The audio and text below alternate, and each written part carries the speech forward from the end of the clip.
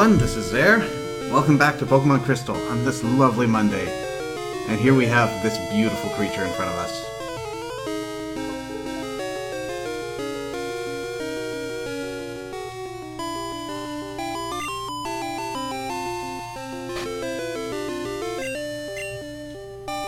Wobbuffet are rather unique. They have a lot of HP, and that's more or less what they've got going for them. They only ever learn 4 types of moves, that being one of them. None of them do any damage directly. You have Destiny Bond, which if you knock it out after it uses it, will knock you right back out. Safeguard, which makes it and your team safe from all status ailments for 5 turns. And Counter and Mirror Coat, which will deal back double damage whenever you hit it. Though, you do have to play intelligently, as Counter will only work on physical attacks, while Mirror Coat will only work on special attacks.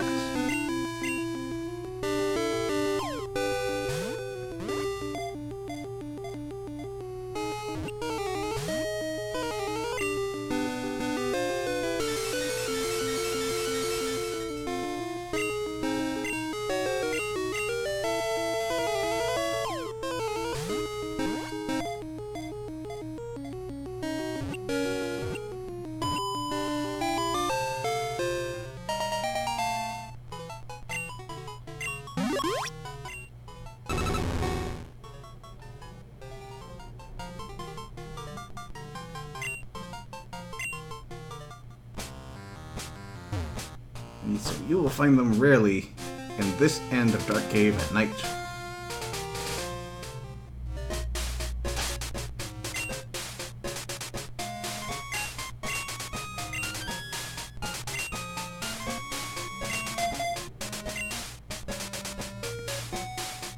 Right, next up, evolutions. And actually I better explain. So, if you head to the east of Fuchsia City, you can find Chansey on the 3 routes out there at 1% frequency.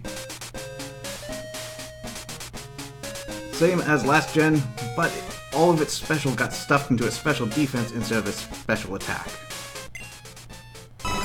So combined with its ridiculous HP, this thing will take anything you can throw on it on the special side. But you have to be somewhat crafty to be able to get any offensive abilities out of it, and it's dead in 1 or 2 physical attacks, no matter how much HP it has.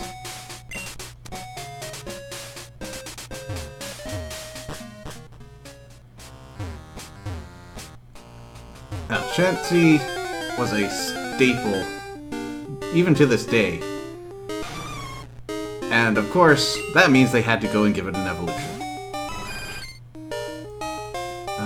I don't think I'm going to get very far on this guy, because Delibird likes to run.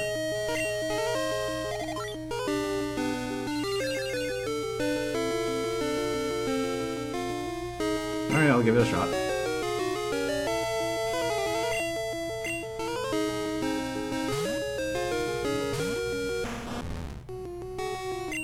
And there he goes.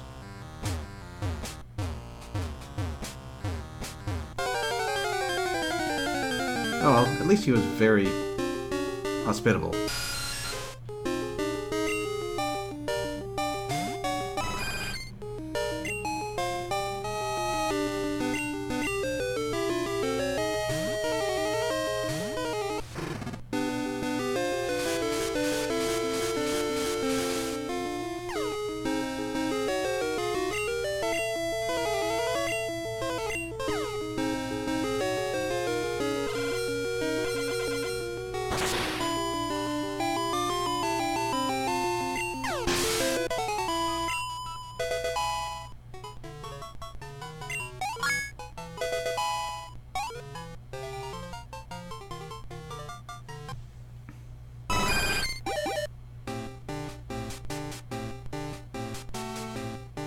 So Chansey evolves when you bring its happiness up to a high level, and then have it earn a level. Its stats don't change too significantly, but special defense and HP both go up. And I believe attack and defense go up, but an insultingly small amount.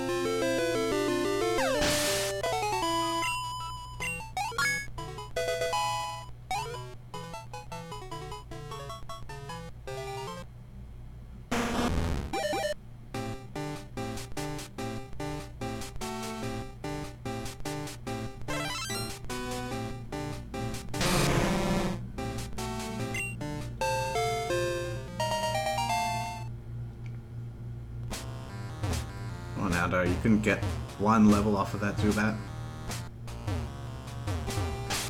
Out of curiosity, how close were you?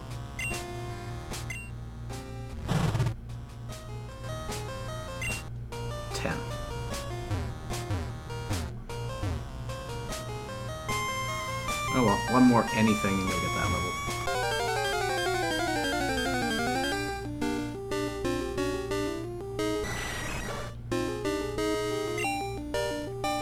What an anything that is.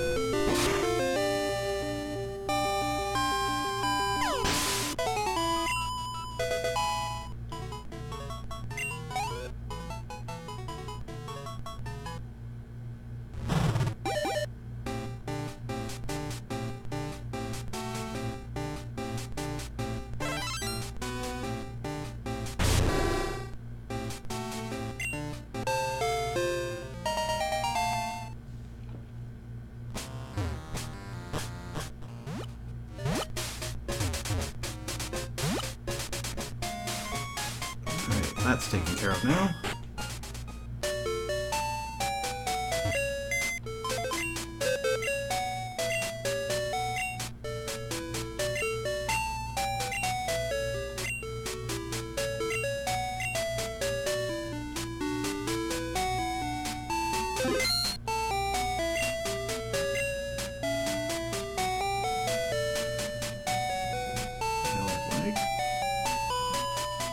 Maybe. For some reason I thought I had to.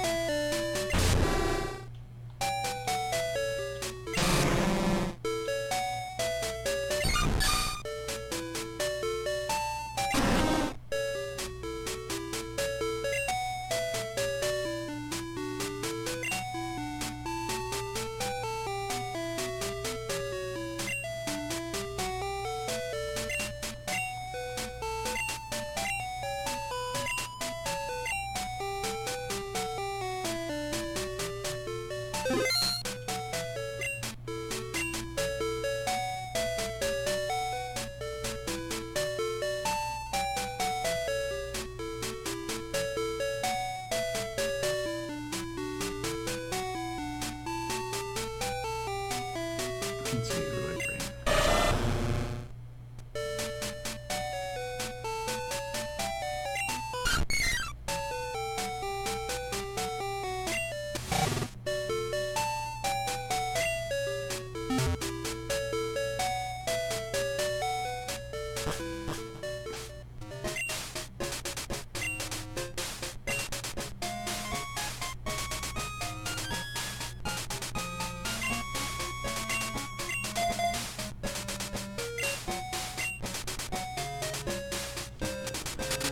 Okay, next, Violet City.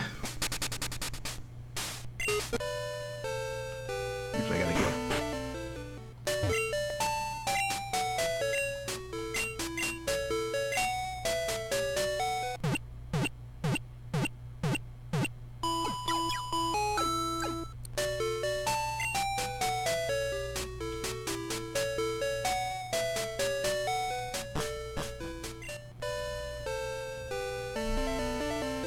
I just think the exit's down that way. You gotta go out here first.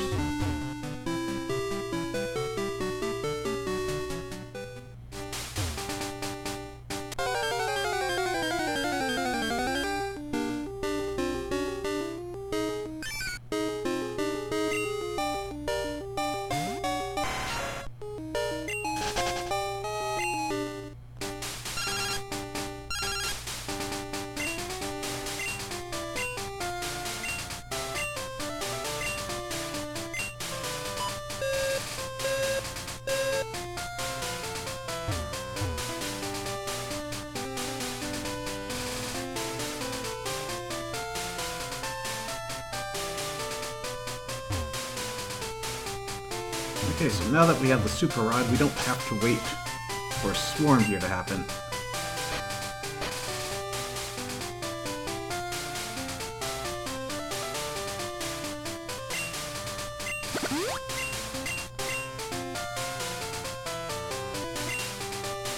Though, the encounter rate's still at 10.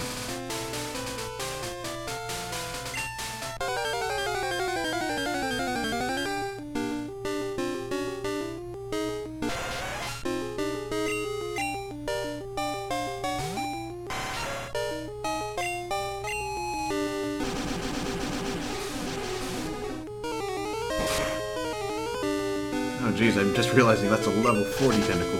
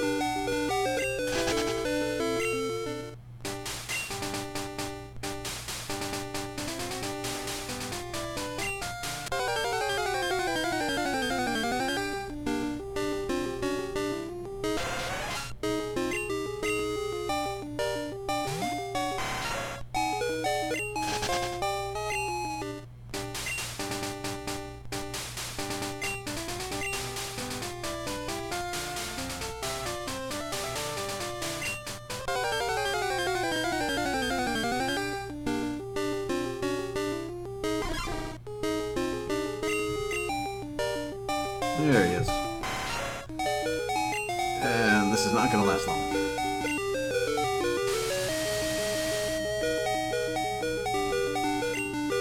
So, Quillfish. Water poison type, much more physically offensive than its brethren in the tentacle family. And that was a crit too. Now, this little guy. Whenever a poll comes up for the most forgettable Pokemon, this guy gets mentioned a lot. Which ironically makes him a poor contender for it. But even so, that's sort of the feeling people have for it.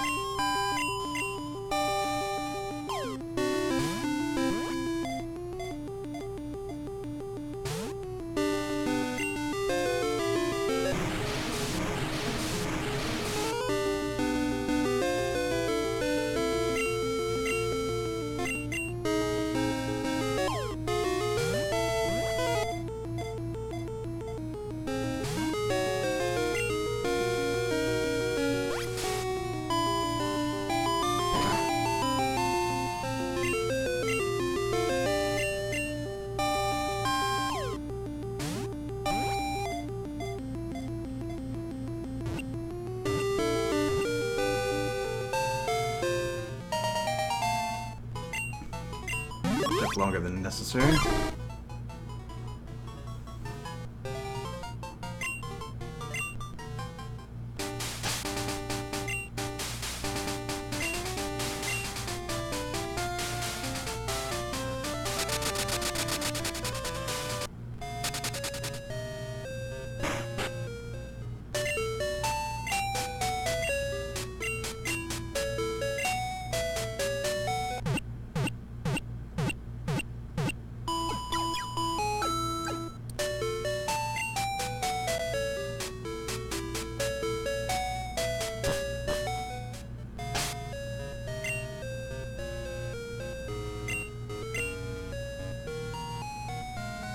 Let's see.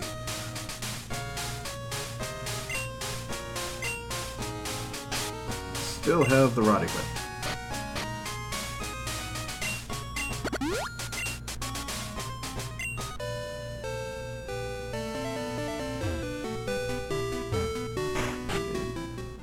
Oh, shoot, I forgot to look that up.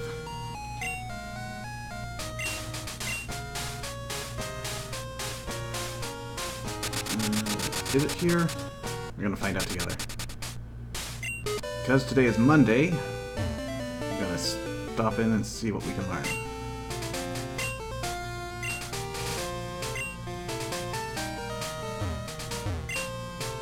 There she is.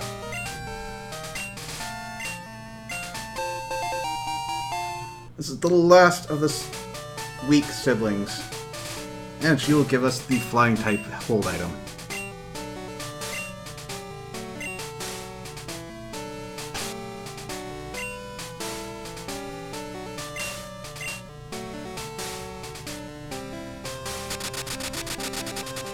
Right, now to Kanto.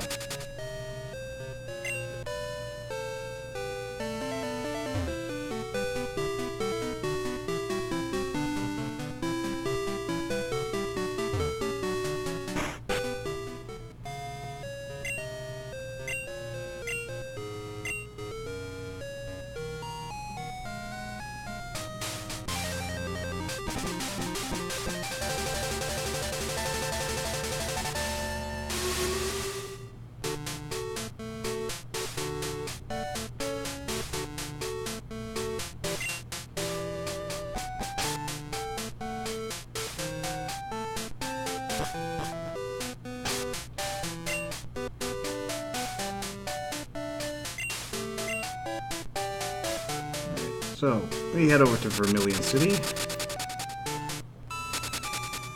And now that we have the Kanto-capable radio app, we can do something about this lug.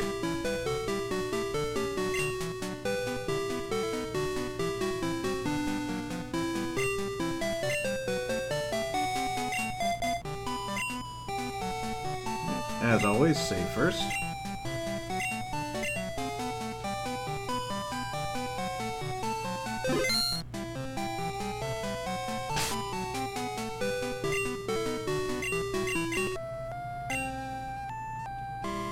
Poke Flute channel playing.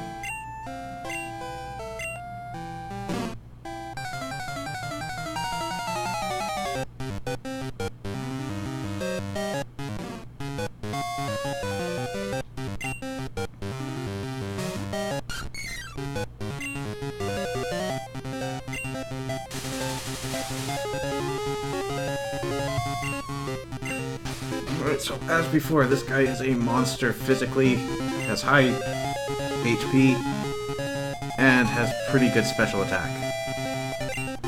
We'll slowly want to whittle him down.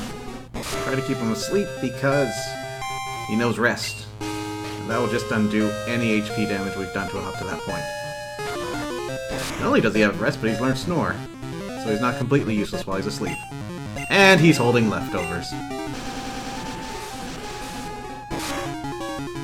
So it's really good to get that second set without having to reset the game or beg your friends. But it does mean this is going to take a while.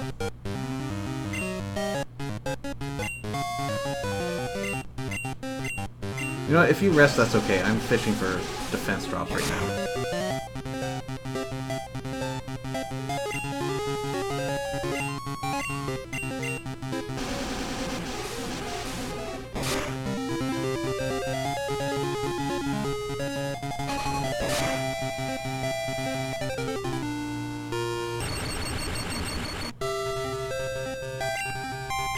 Well, that could have gone better.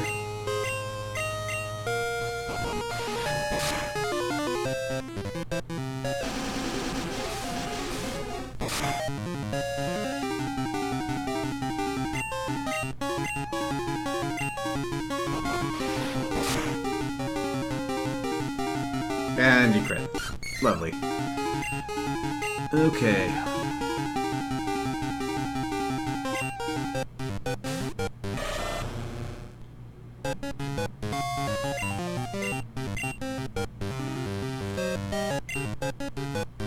See if we can get some flinches going. Okay, good.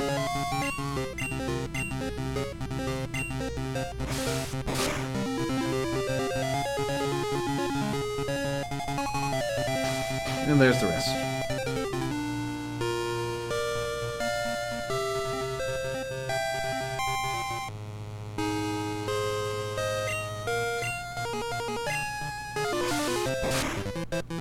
Hello, Toby to Fox. Welcome to the stream.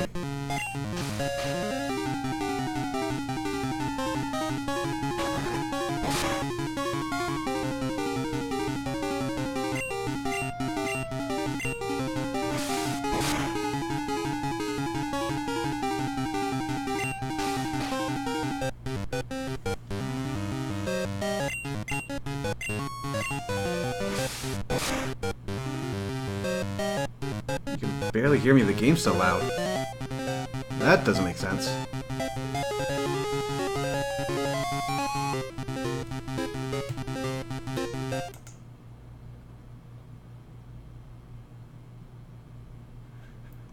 I'll turn it down a bit. Is that better?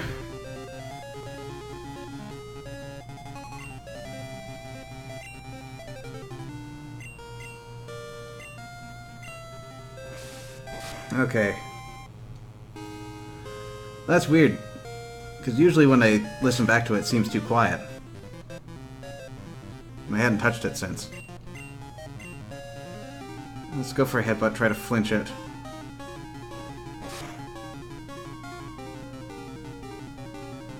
Ah! It's the exact opposite of what I wanted.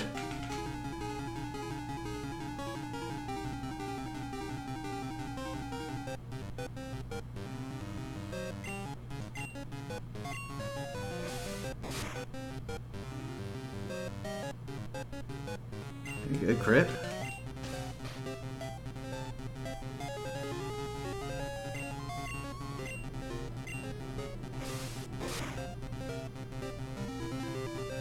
Another crit.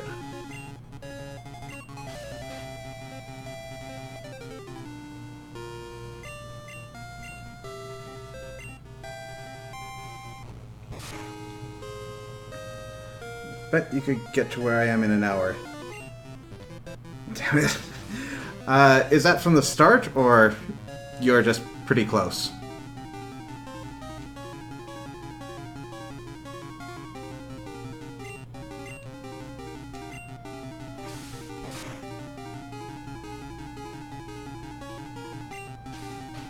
The start. Well, that's pretty impressive.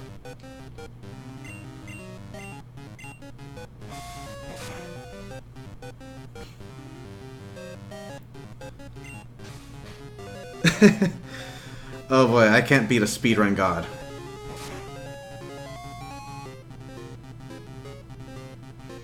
Oh wow, you're already done. I hope you got that on film.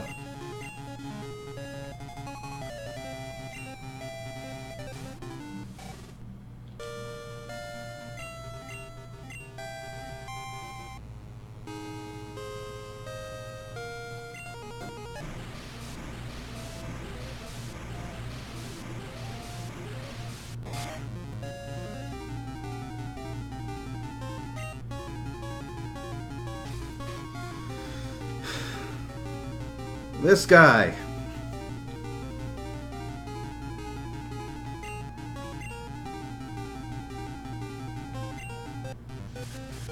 This is risky, but I'm getting tired of these shenanigans.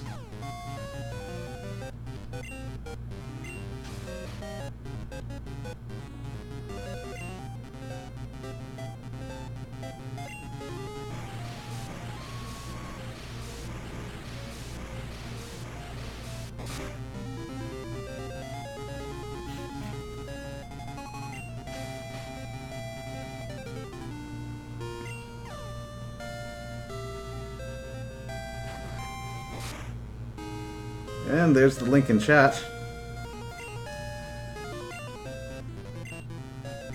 Yes, speedrungod.com/Pokemon Speedrun This Isn't Real, Toby to Fox. I'll have to check that out after the stream.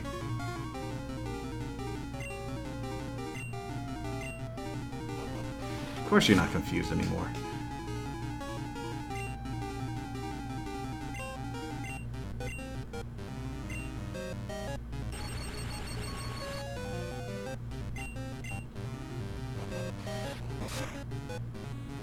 Full Pokedex too?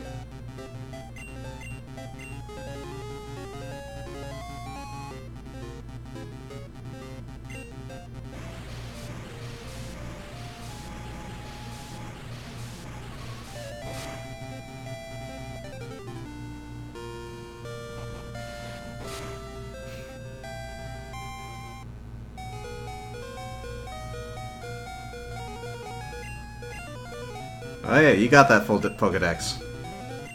Awesome work. Hey, why am I even still here?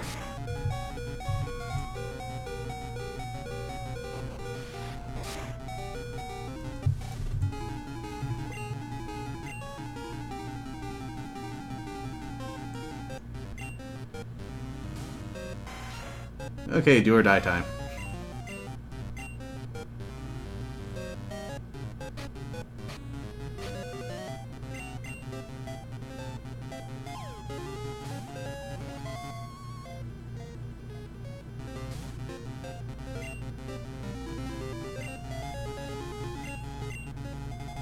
And it's starting to look like I chose die. Oh, yeah, that doesn't do anything.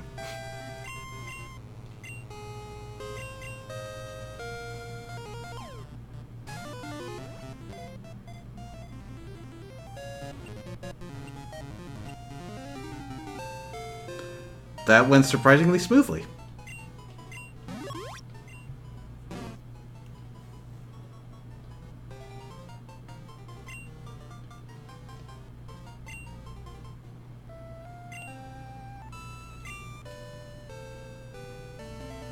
Okay, let's do something about that dead team I've got.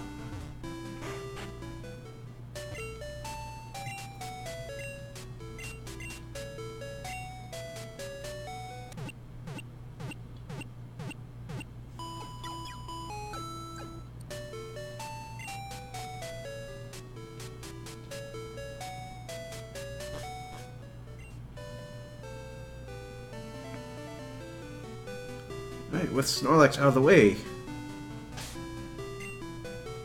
you can finally head into the Diglett Cave. And I want TikTok up front.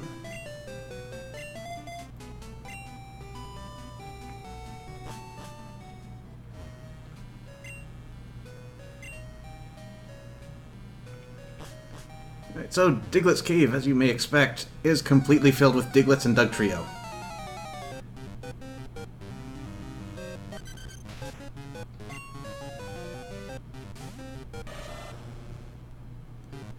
And their levels are more or less entirely random, but you will find that you will generally find stronger Digletts and Dugtrios out at night, and weaker ones during the day.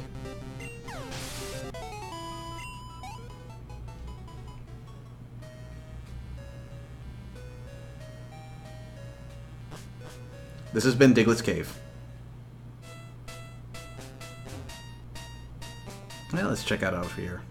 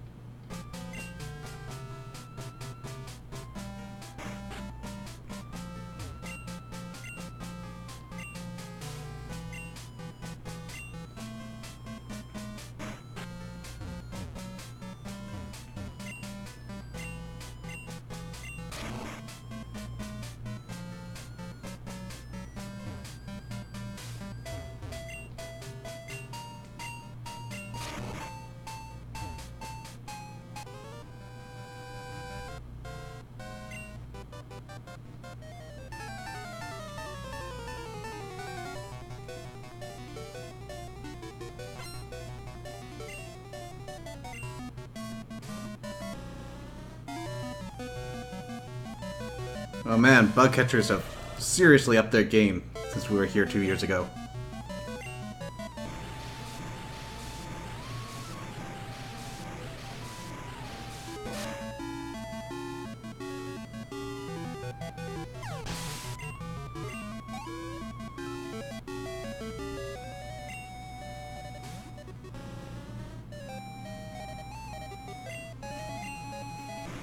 Oh boy, if they have a level 70 Metapod, I will be so excited.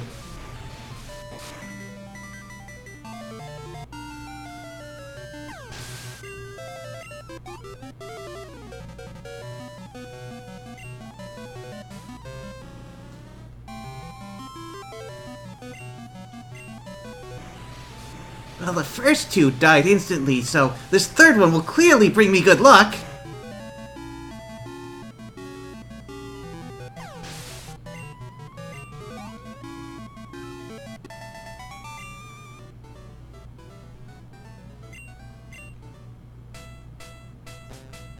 If you don't want to get hurt, maybe you shouldn't be playing with bees. Which I think I'm still full up.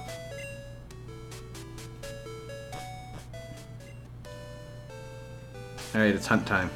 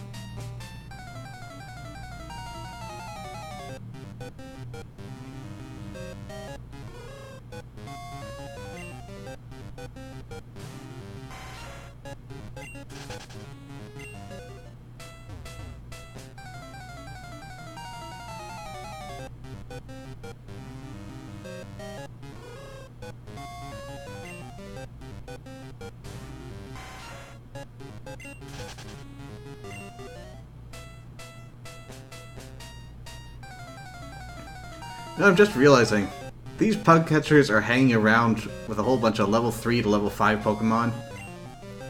It's actually pretty impressive they got to level 30 in 2 years.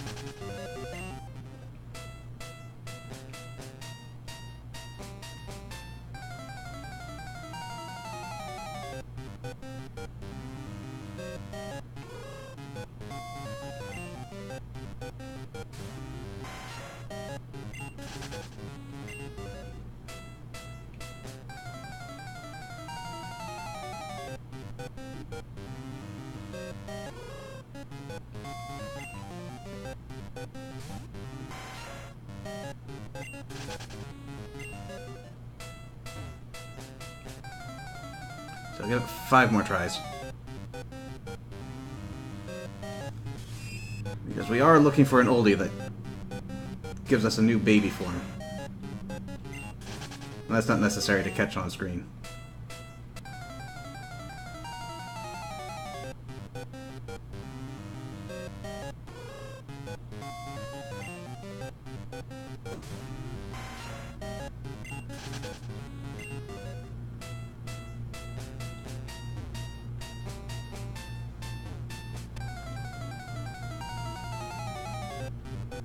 Number 3. No.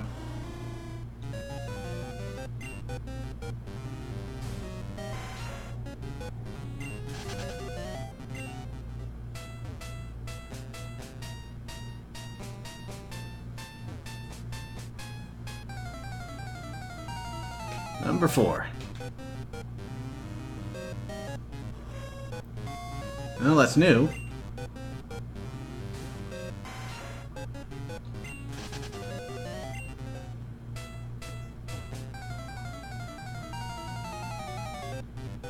And our last chance, no. So out here on route number 2, you can find Pikachu. I know it took us this long to finally find a Pikachu. And we still aren't there yet. But as you can tell from the lower right corner of the screen, Pikachu gets a baby form, so breed that up with any compatible Pokemon. And you'll have a adorable little Pichu to call your own.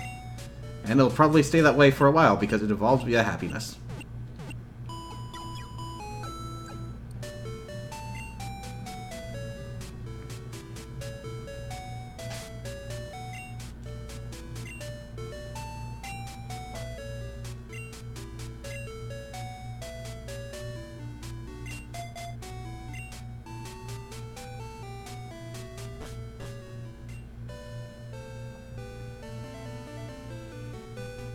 Head over here, talk to this old guy.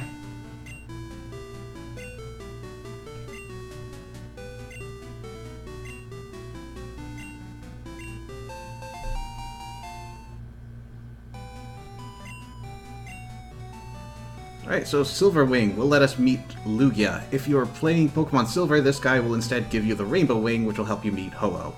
But we are going to have to do something else if we're going to meet that guy.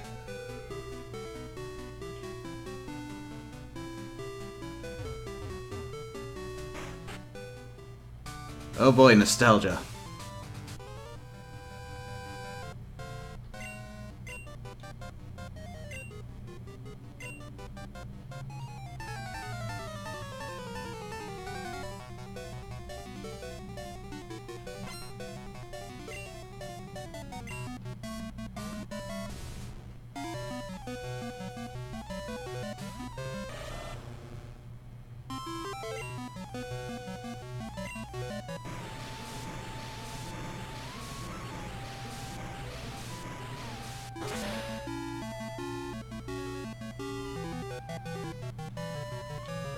Not only did that not take a long time, but you're not even using Rock-type Pokemon.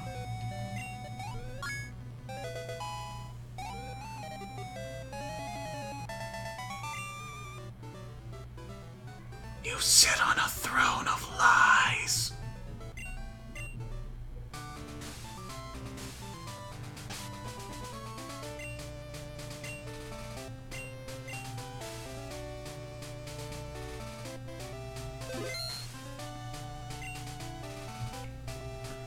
Wow, it's not often that we get a challenger from Johto.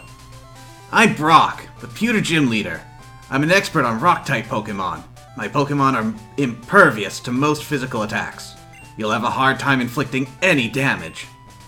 Come on!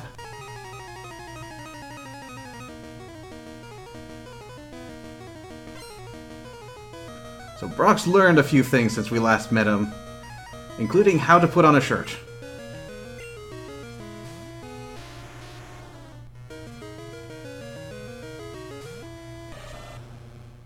Unfortunately, he loves Pokemon with 4 times weaknesses that are easy to exploit.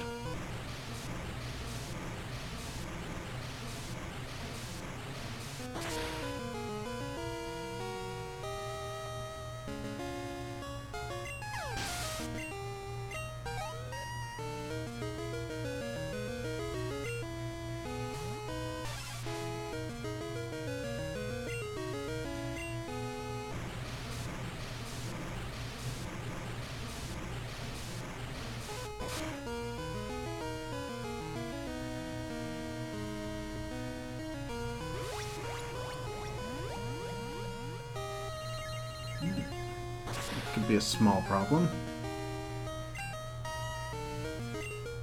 That we're fine.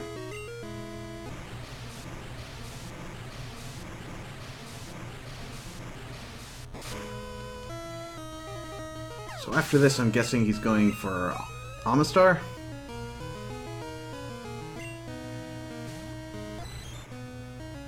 Makes sense.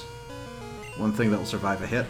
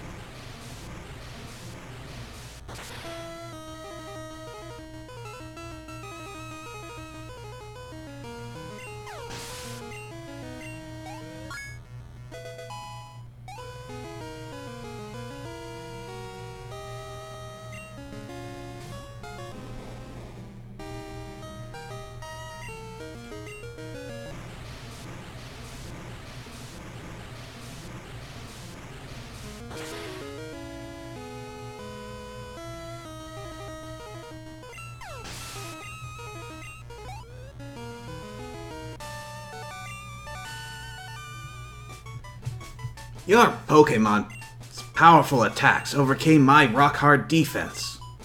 You're stronger than I expected. Go ahead, take this badge.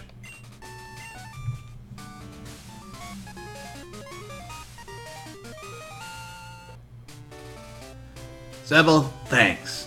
I enjoyed battling you, even though I am a bit upset. That Boulder badge will make your Pokemon even more powerful. Won't say how, just it'll do.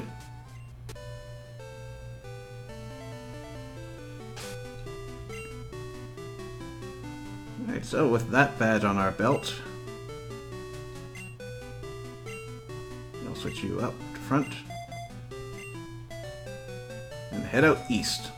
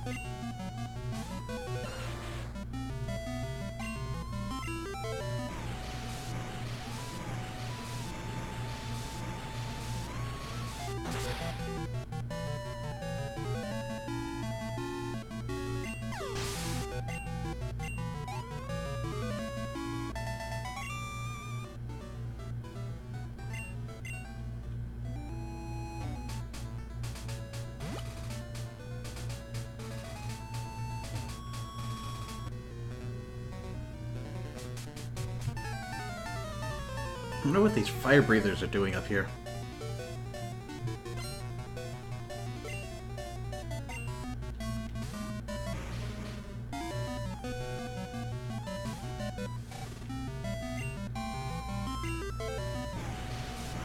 Maybe they just felt that they underused the class?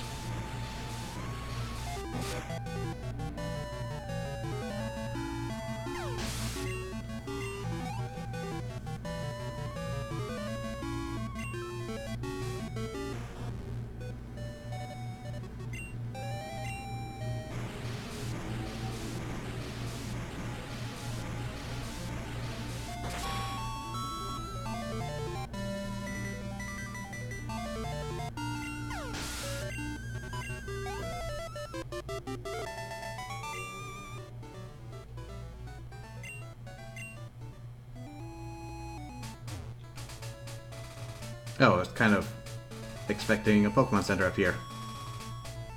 Guess they moved.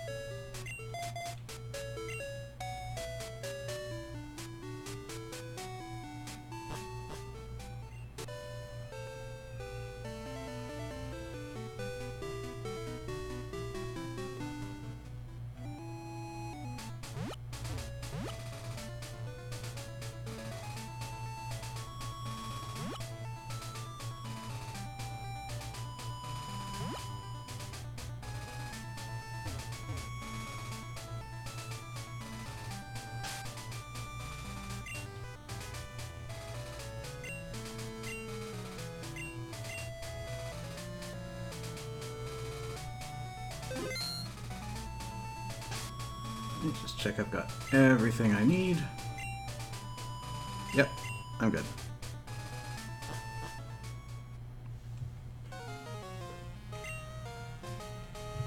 It's been a while, Zebel.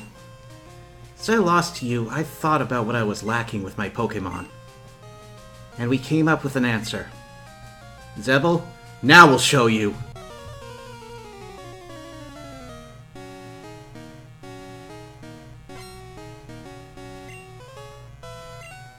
Alright, so our rival just hanging out in Mount Moon, trying to find his answers to strength.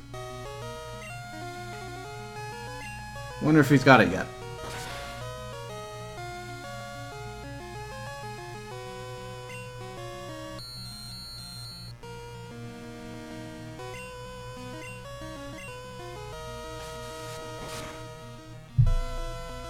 Not a bad idea.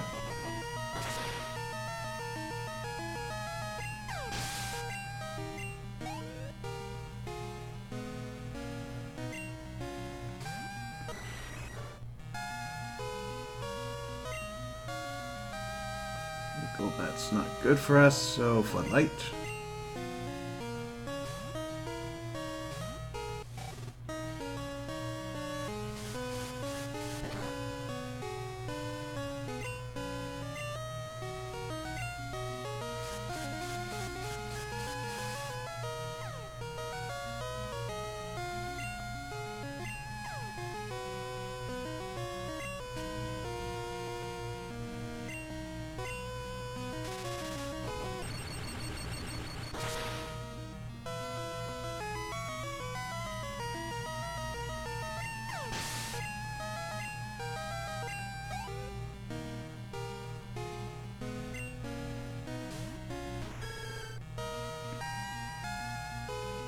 Right, Meganium. We do not have Deku.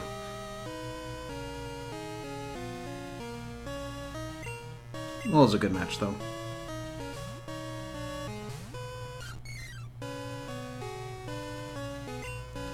But I will not have fun with that poison powder.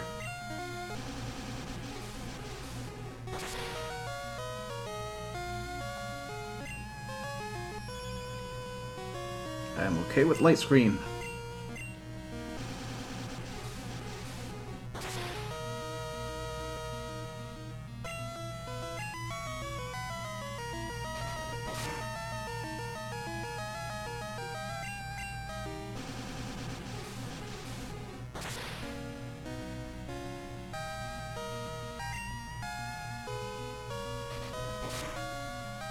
Alright, if you're gonna recover, it's gonna be... Dang it. It's gonna be now. And it's not.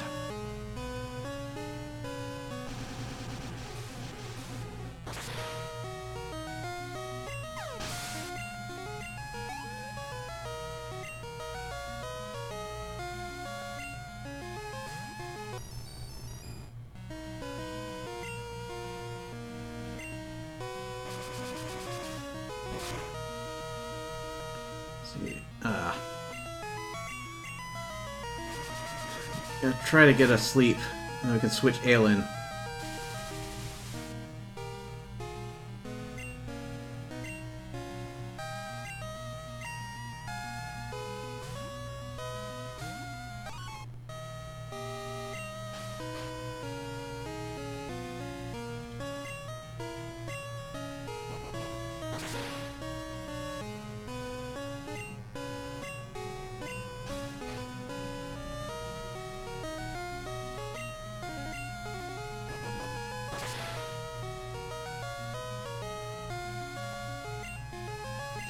Wow, that's quite the crit.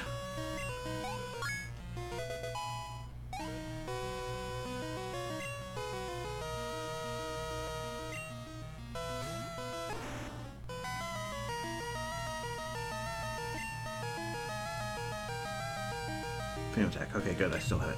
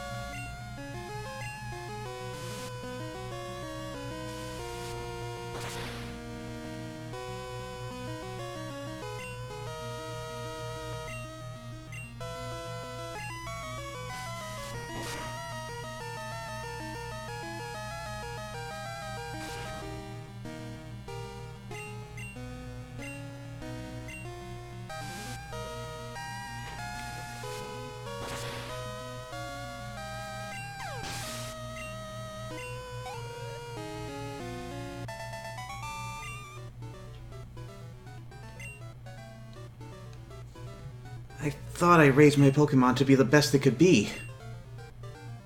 But it still wasn't enough.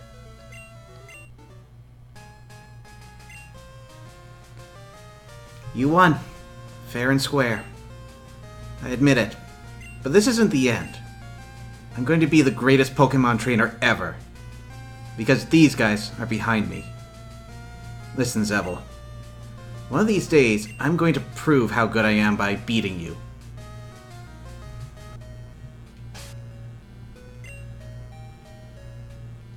Well, it seems like things are starting to turn around. That good buddy, Silver. Put Murasaki up front.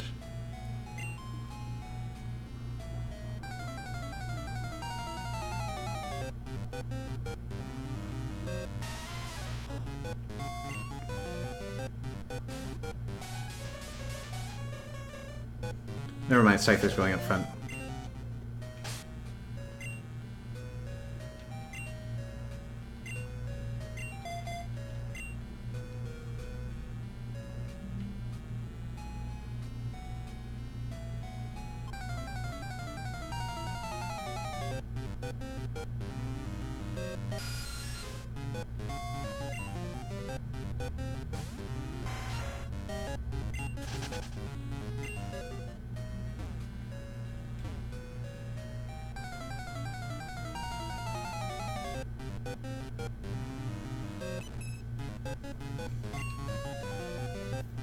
Alright, our next target, Clefairy.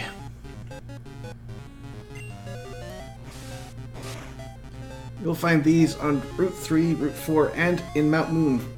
Rarely, except at night, where they jump up to a whole 25% encounter rate. Only that, but they get a new baby evolution in this generation, so in you go.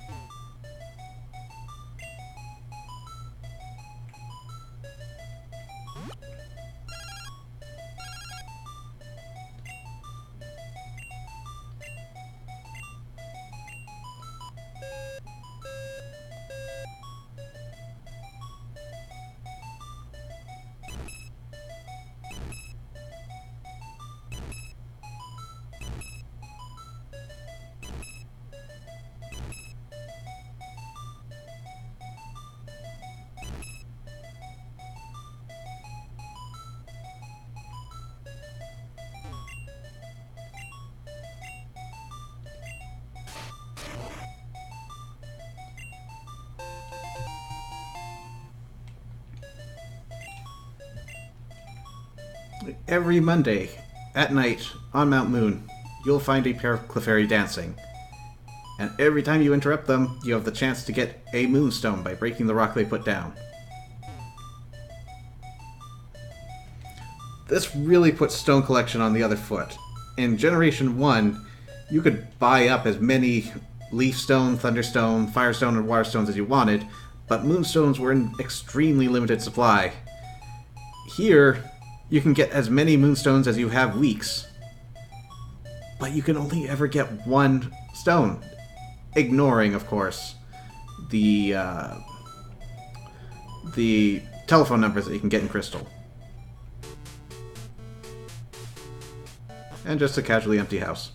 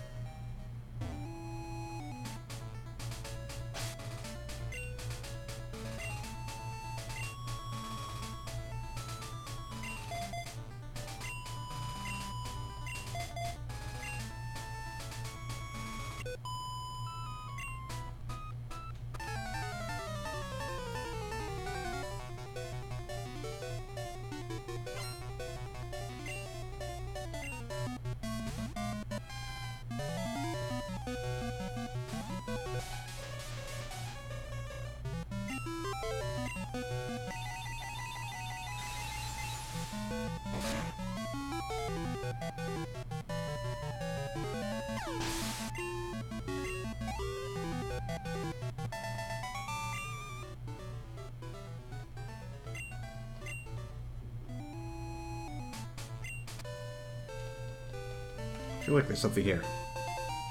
Nice, nice.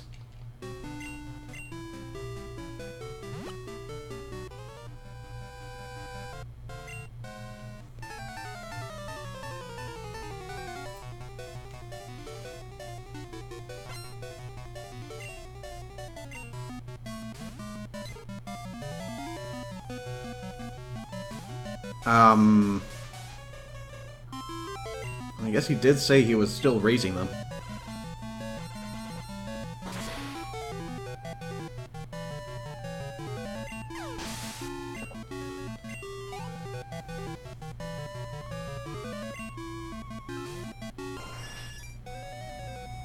That's more like it. That's actually pretty neat. His Pokemon selection tells a story.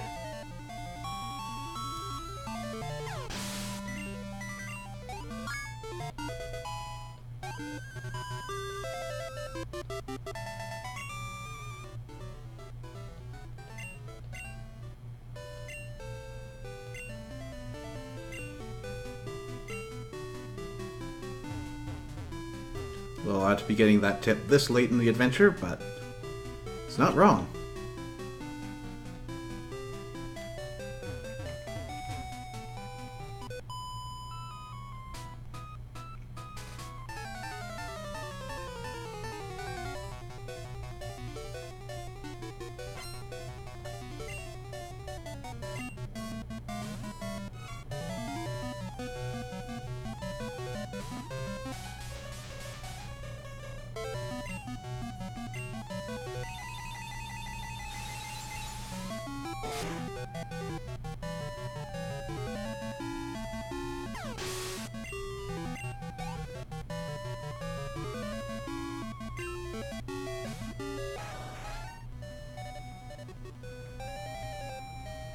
Okay, that could be a problem, but we're more than 13 levels higher, so I think we're okay. Well, not more than, we're exactly 13 levels higher.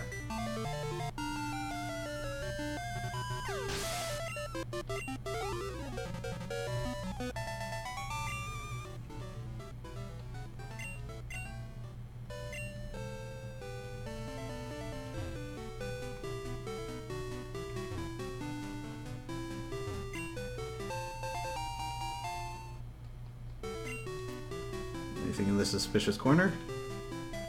Nope.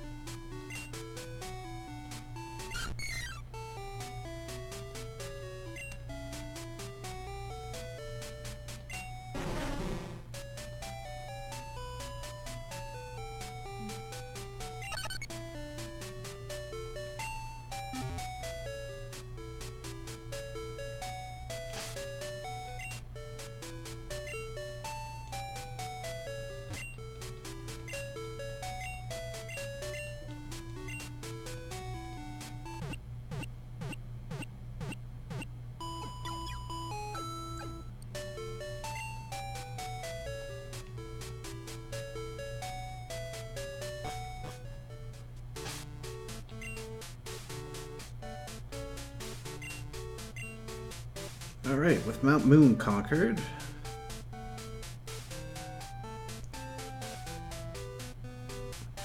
Right, okay. I think we're gonna go to that forgotten little city to the south. But before that...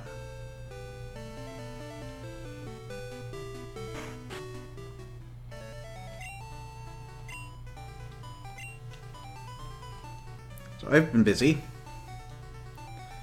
Ooh, you can catch that Pikachu this way. It's tempting, but I think I'm gonna have a pretty easy time getting this off screen.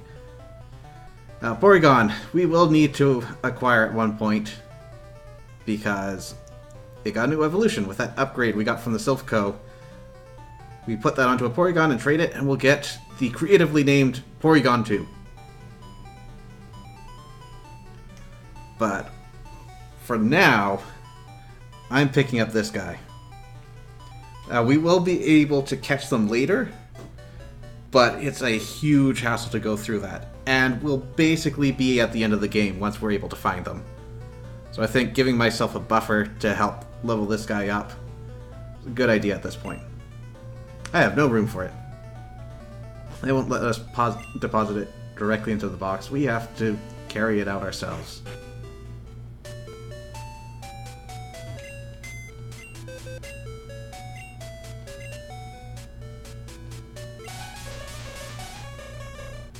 It's only going to be for a little bit.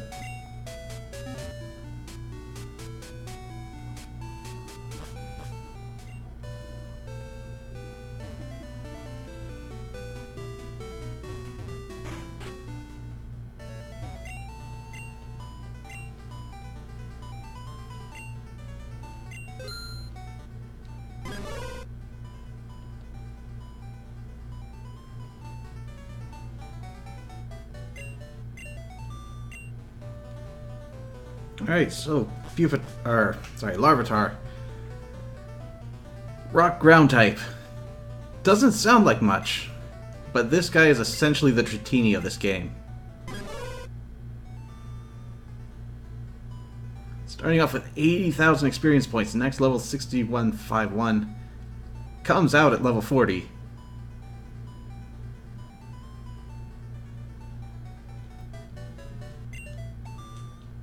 This thing is a seriously good investment.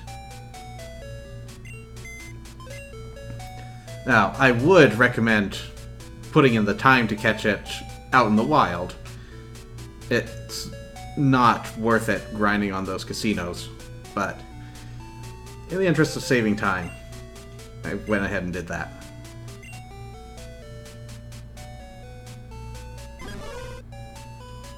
We'll get to you later.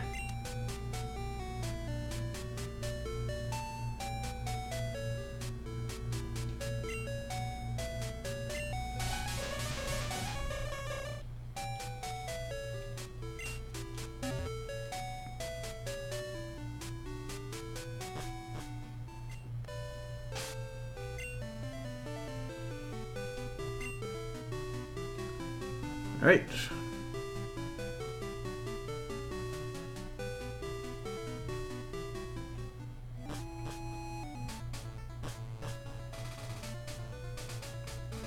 And Cycle Road. Not touching anything, and we just gravitate towards the bottom. And no bikers want to deal with me for some reason.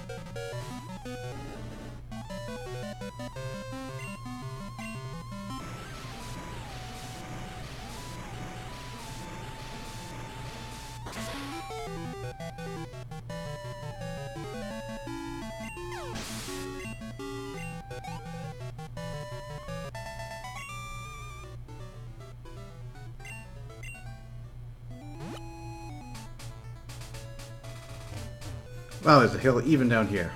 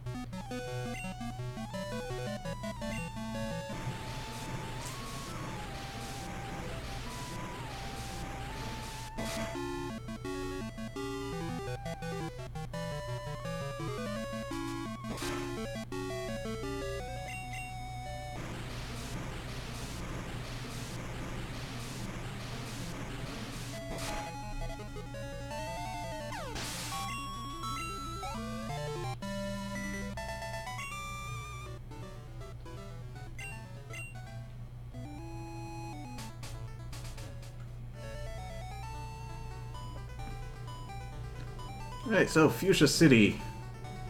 First thing you might notice is the Safari Zone, which is not this building.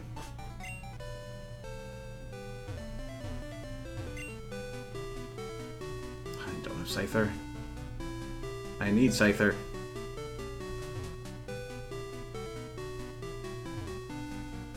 There's no stairs on this side. Who built this city?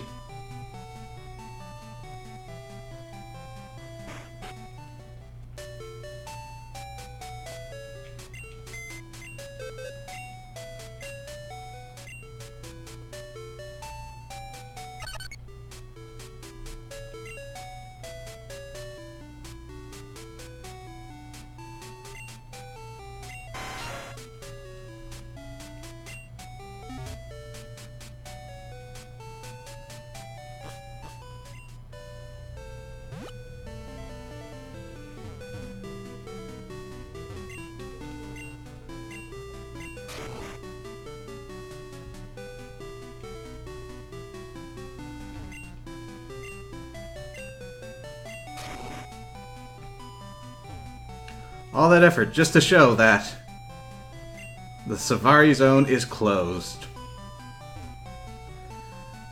And I am okay with this. Safari Zone was a pain to deal with. So now you can catch all the Pokemon fairly. Except for those legendaries that are running around. I'd kinda take Safari Zone over that.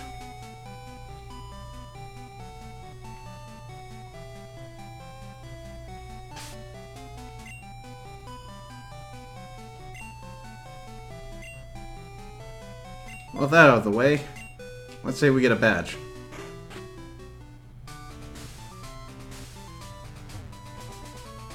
Oh, this should look familiar, though they've changed the layout.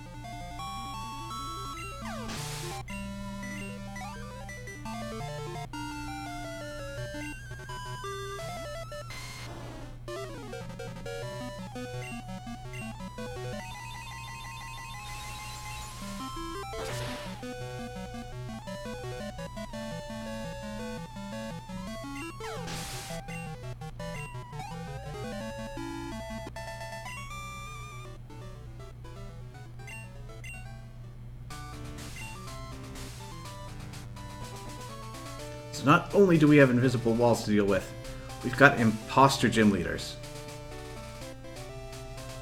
It's a nice twist on everything.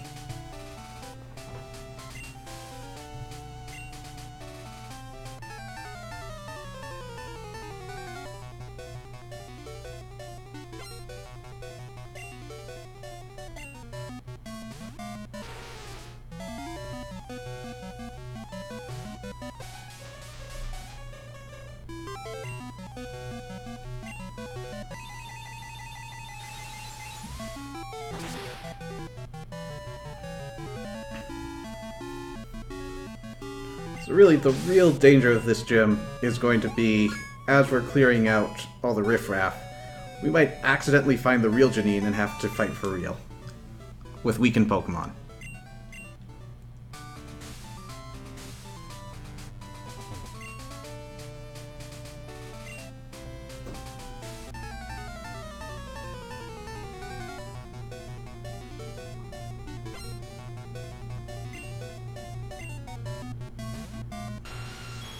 Dude, that's impressive. You look just like Janine.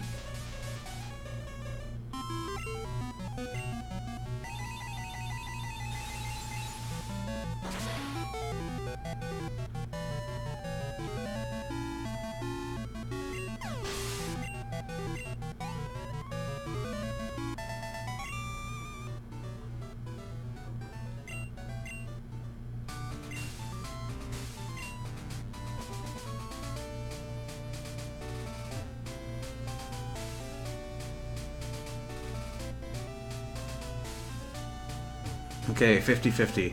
I think this one's a fake. I was wrong! Sorry to disappoint you. I'm only joking. I'm the real deal! Janine of Fuchsia Gym, that's me!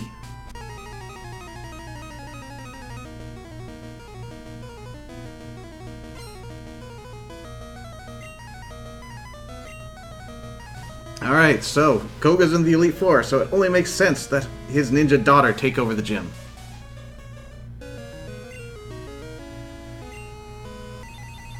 We've got just enough psychics to finish her off, I think.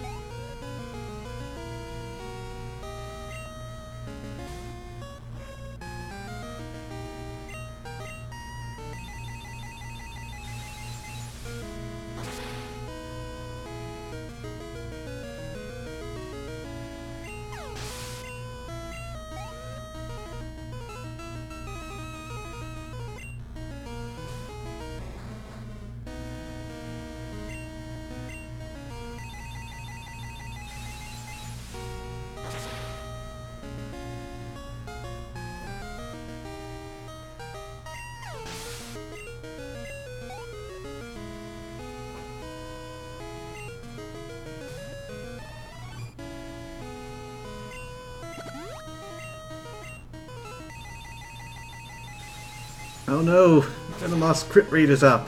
Whatever will I do?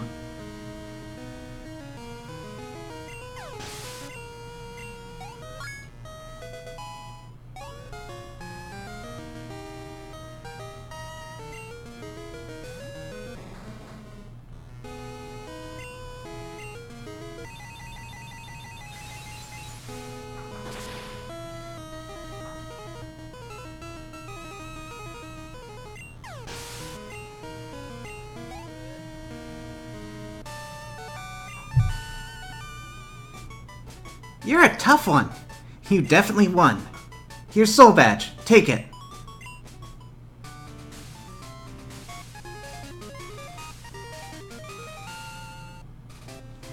You're so tough. I have a special gift. It's toxic, a powerful poison that steadily saps the victim's HP.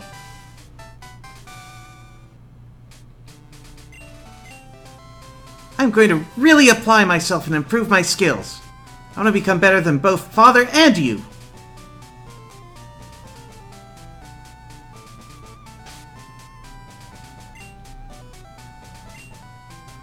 So I think that's a TM worth using, and I know exactly who it should go on to.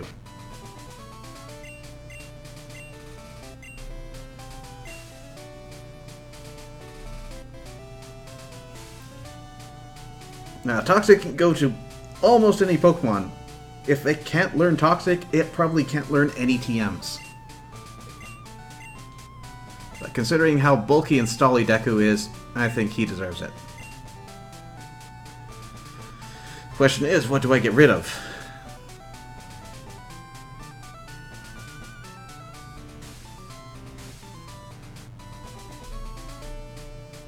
I think we keep Rock Smash. Takedown's more powerful, but Rock Smash is more useful in general.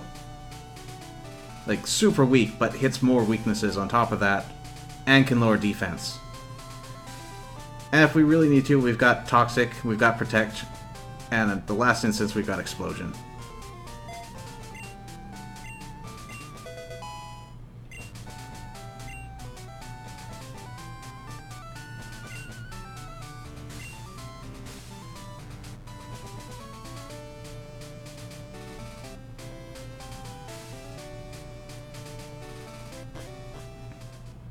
Alright, only 2 badges to go.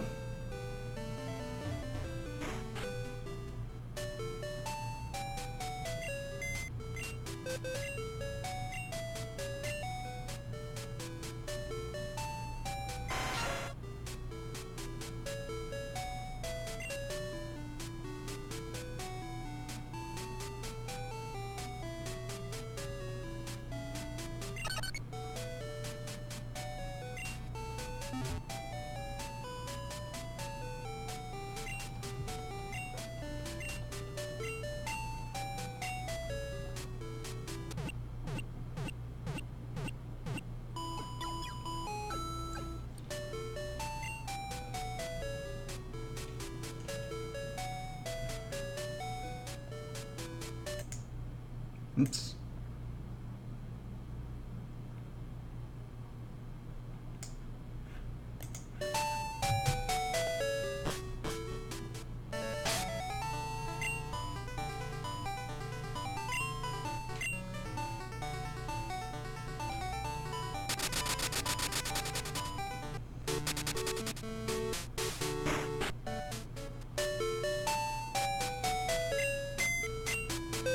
Alright, so back at Fuchsia City, we're going to want to head south from this point. And we'll trade in our Togetic for Chincho.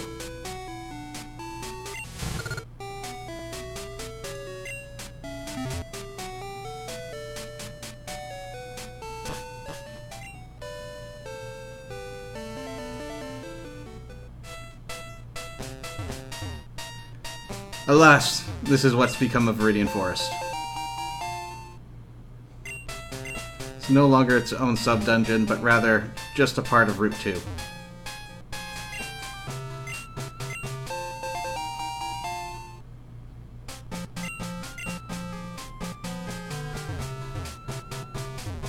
That's loosely Viridian-shaped.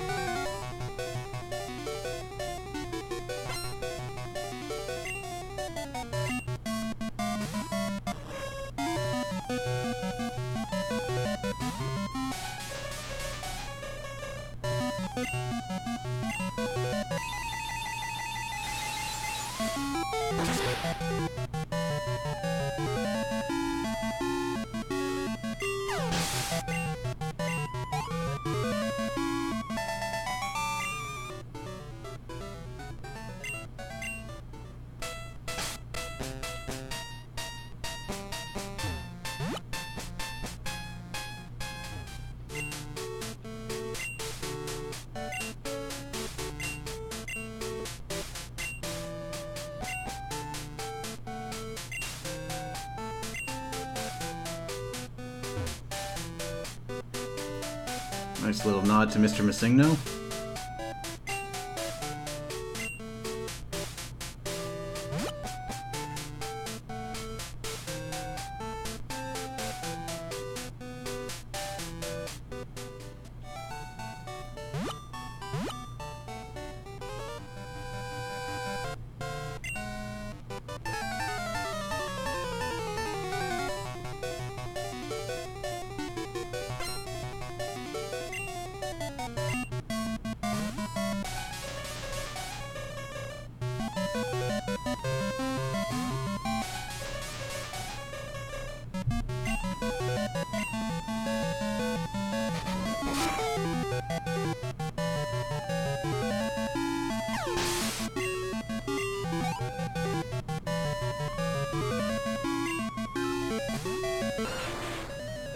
Okay, not a great matchup, but levels say I'm pretty good.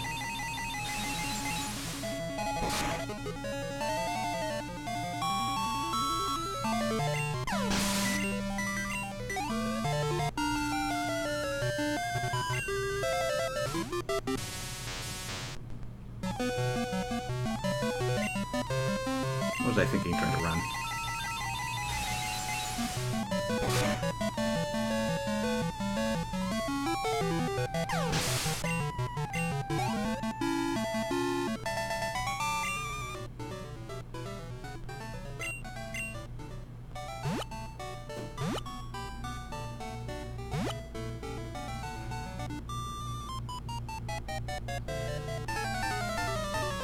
Not gonna lie, I only looked at her briefly and thought she was a Pokeball.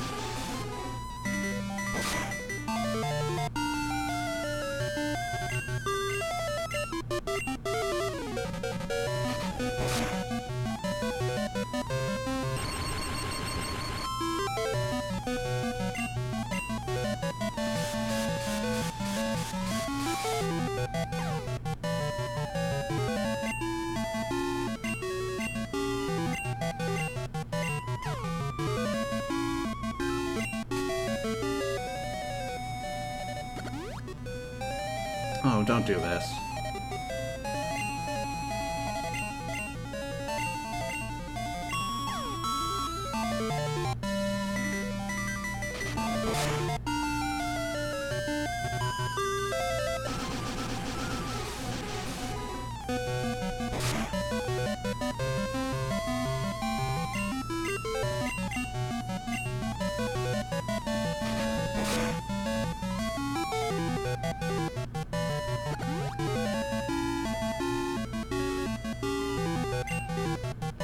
You just need paralysis to hit once.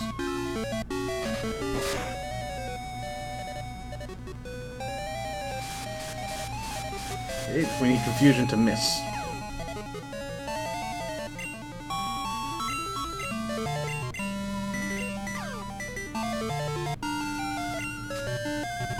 Of course it doesn't.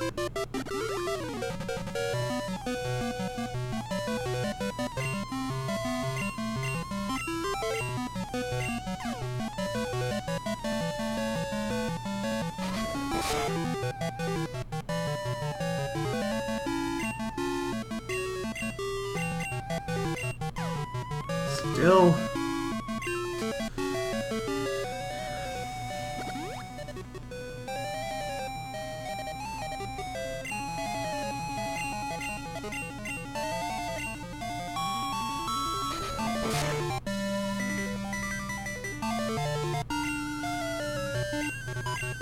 Okay, he's gonna recover this turn.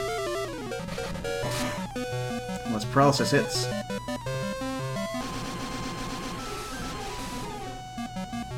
I'll take it.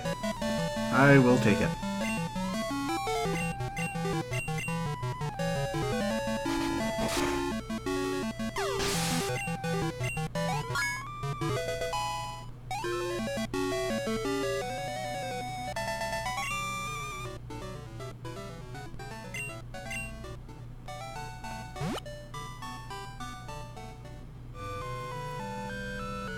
Alright. Home sweet home.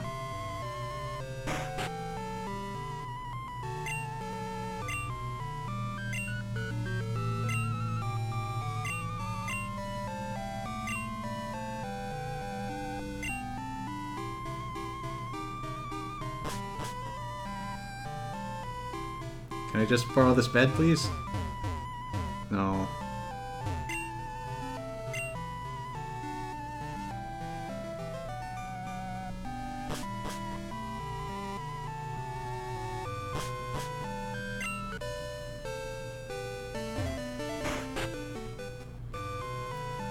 Alright, Daisy.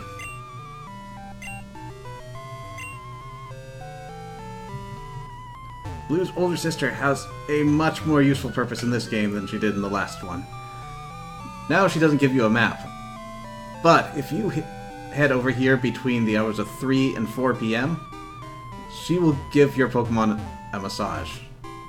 And this is essentially another use of the Haircut Brothers once per day. But that is a very tight time frame. Let's stop in with Professor Oak. Ah, Zebel! It's good of you to come all this way to Kanto. What do you think of the trainers out here? Pretty tough, huh? Ah, you're collecting Kanto gym badges.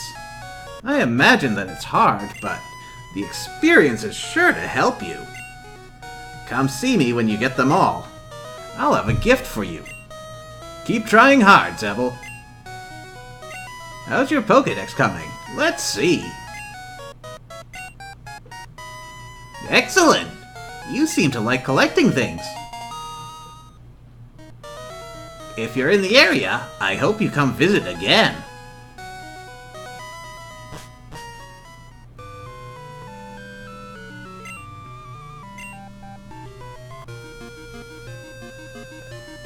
Well, there are no badges to be had in Pallet Town. So off we go to Cinnabar Island.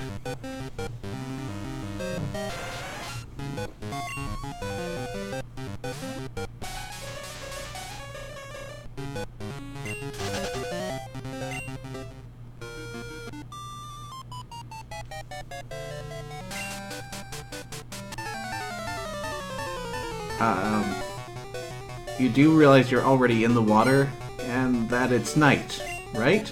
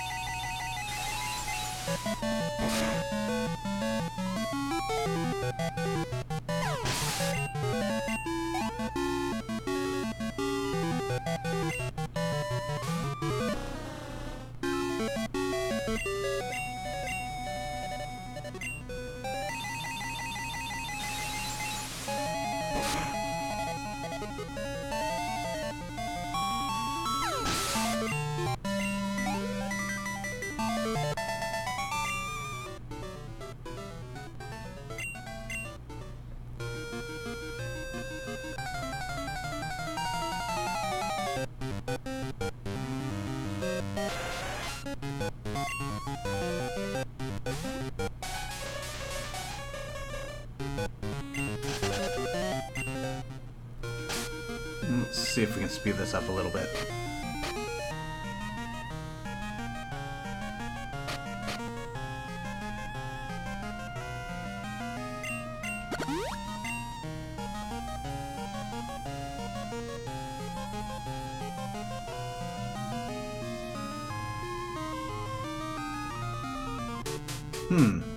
Things seem different.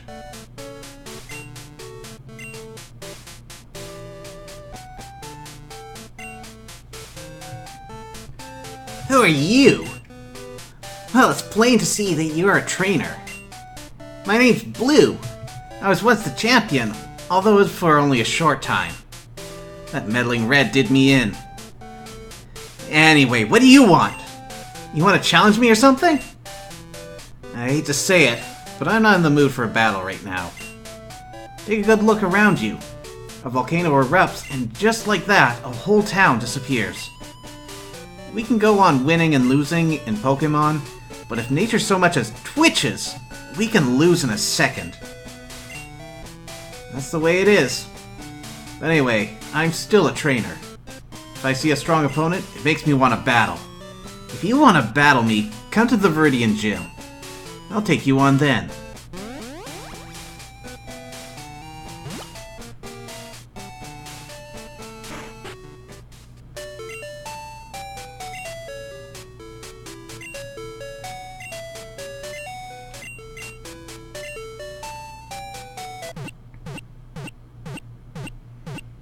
Well, looks like something terrible's happened to Cinnabar, and there's no badge waiting for us here.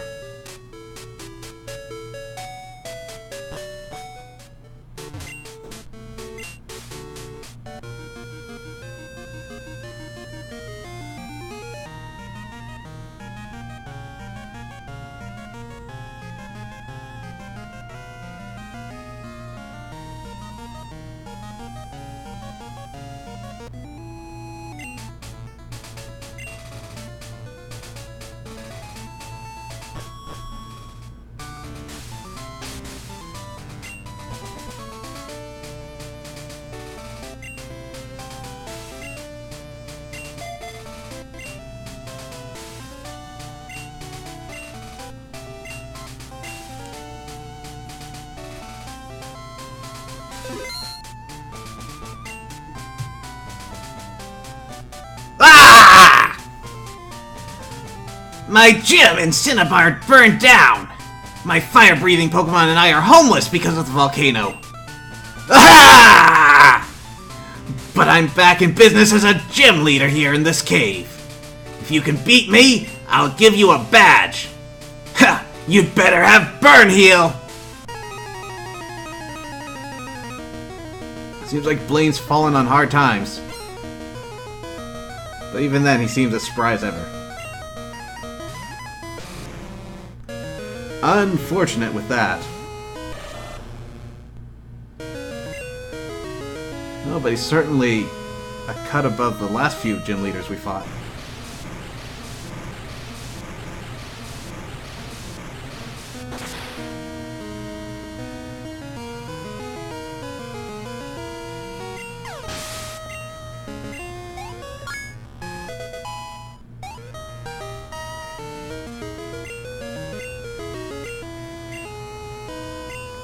We don't need Screech.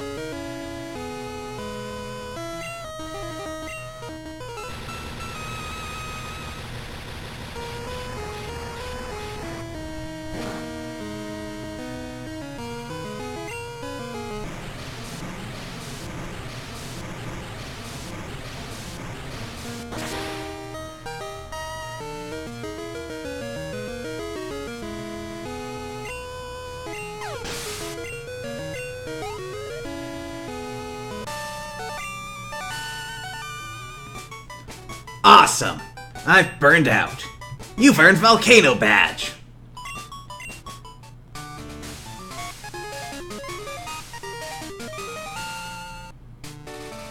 I did lose this time, but I'm going to win the next time. When I rebuild my Cinnabar gym, we'll have to have a rematch. Suddenly this guy.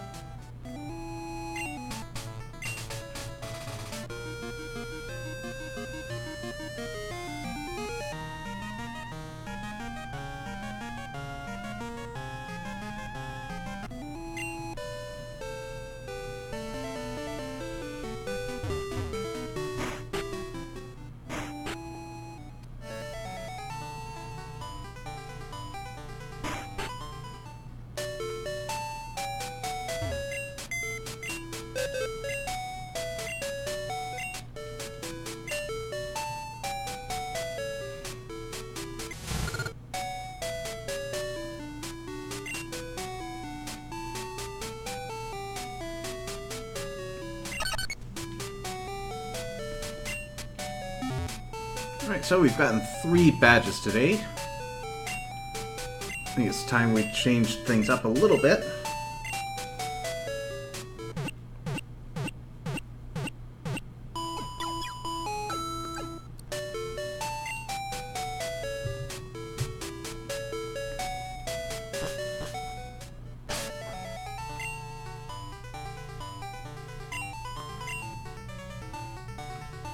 So first, we're going to want to head back to Johto.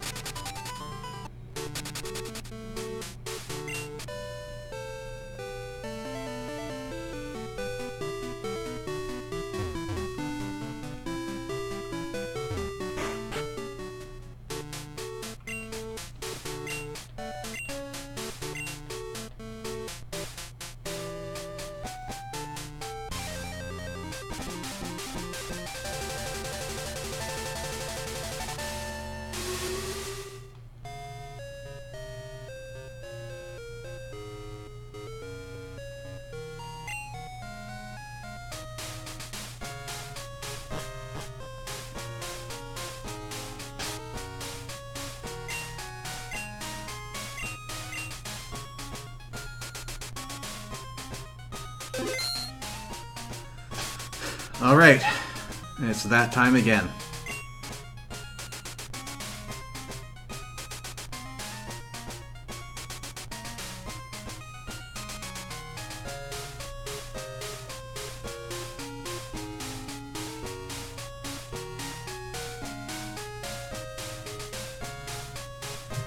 Time to find one of the legendary beasts.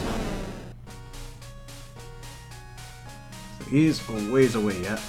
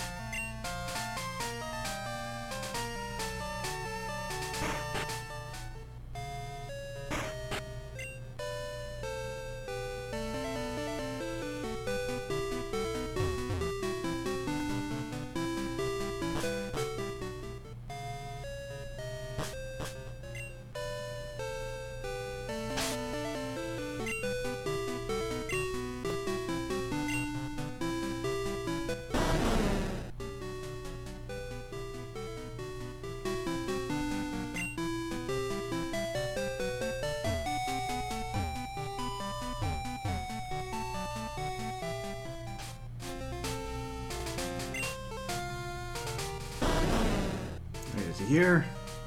No.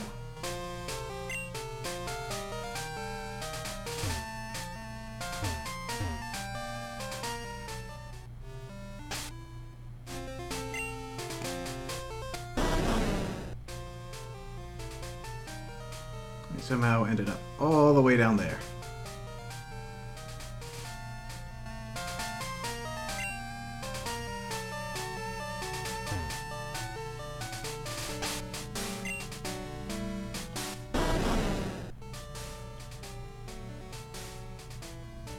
And now he's making the rounds that way.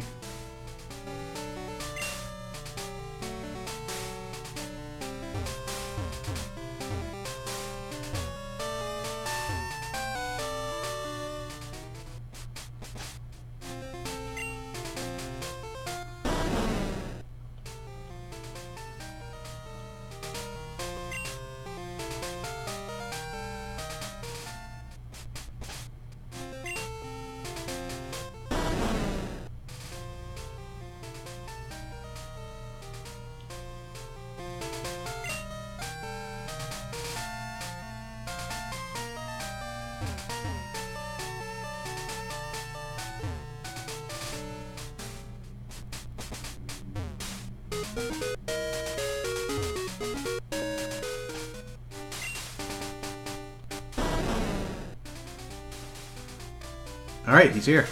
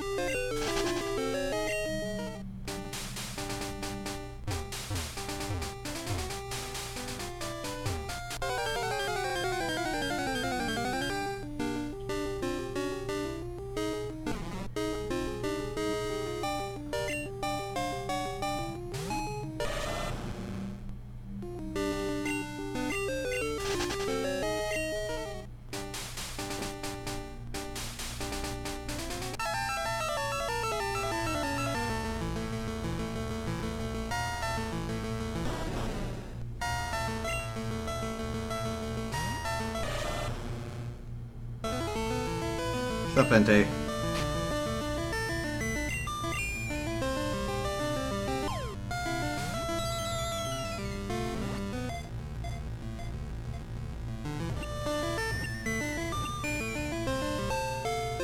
Now, wasn't that easy?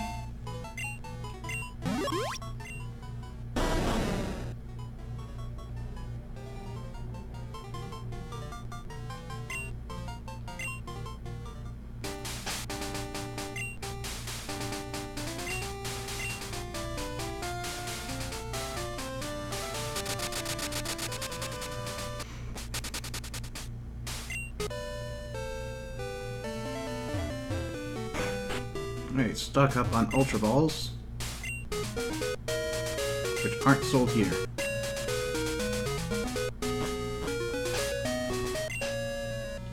I think I would have learned that by now.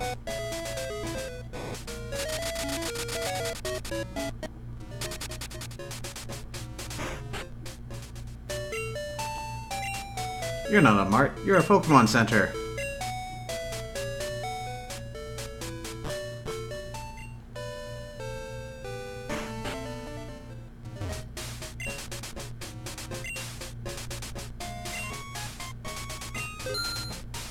Oh, we need more than that.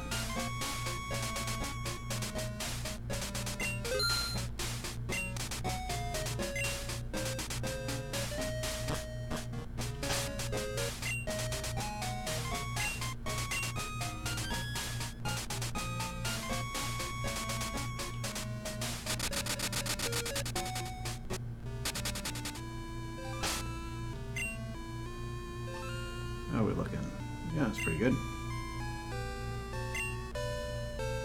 So now that we've caught all three of the legendary beasts, we head out this way.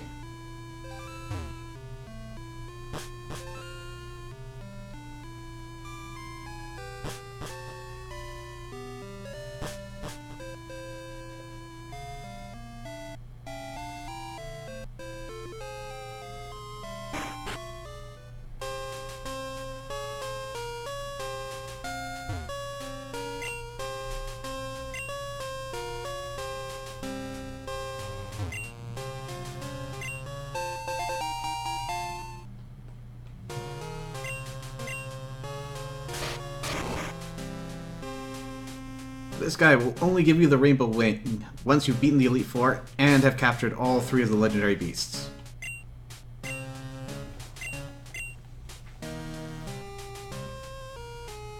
With that, let's do this.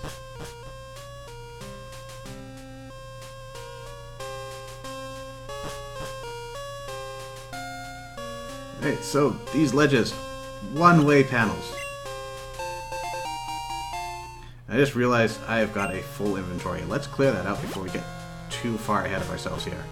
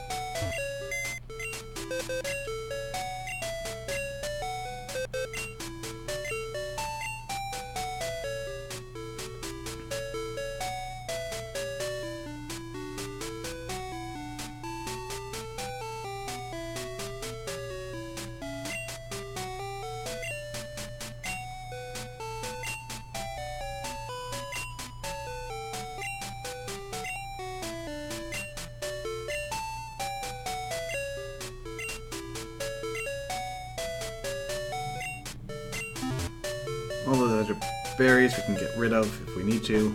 They don't have very high value. Could also sell off those 2 nuggets. Let's do that.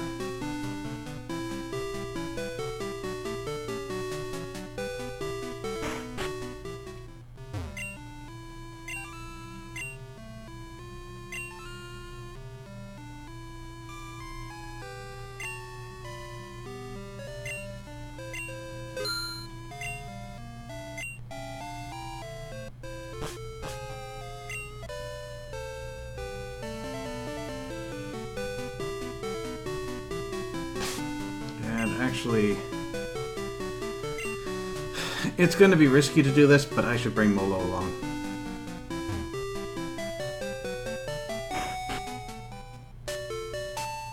So who do I leave behind?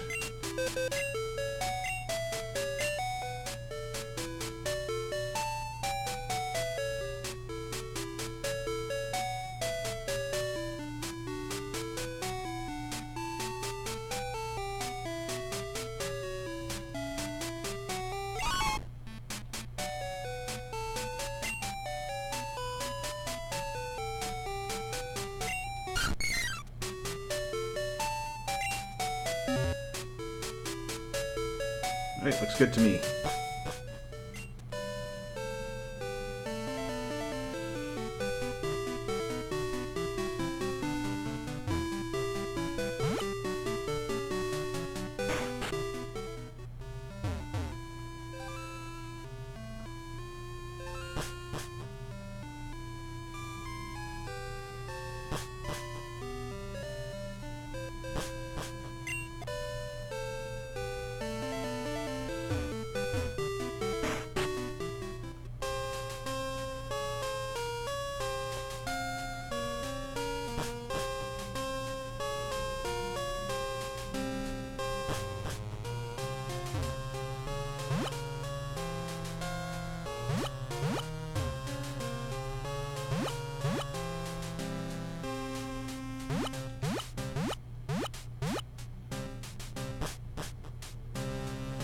There's a little introduction. Now we've got to pick a path.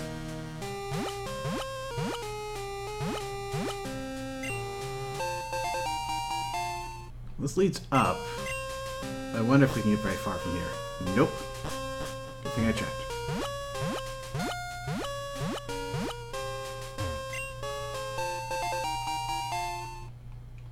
I think the same thing's probably going to be true here. Yep.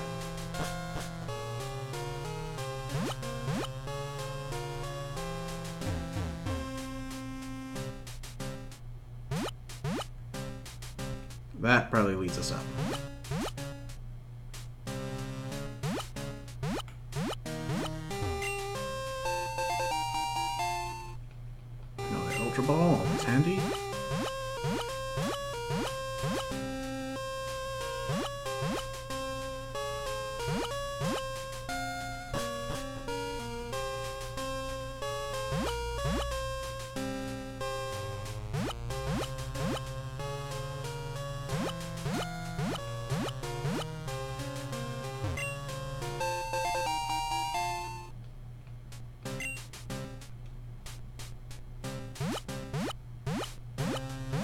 Oh, that goes down.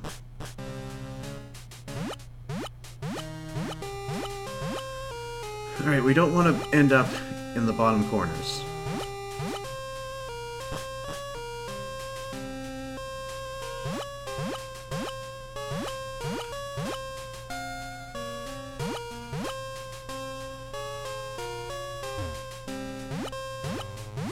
Okay, going to the center is going to end us up in the bottom right, so don't do that.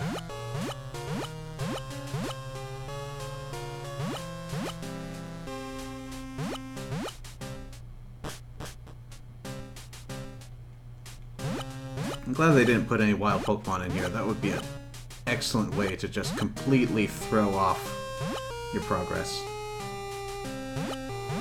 Oh, here it is.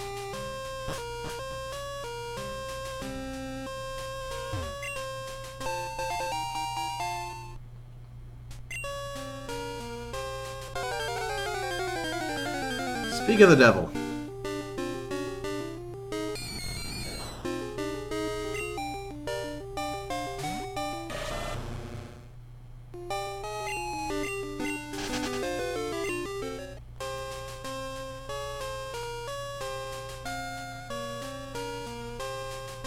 I wonder what this tile's supposed to be.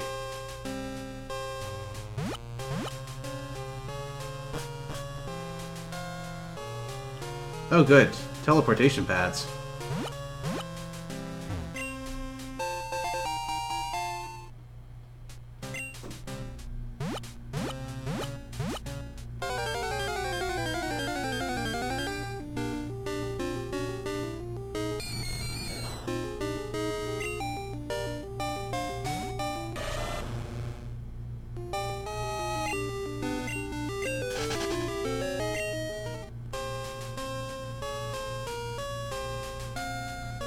Let's try it. This over here.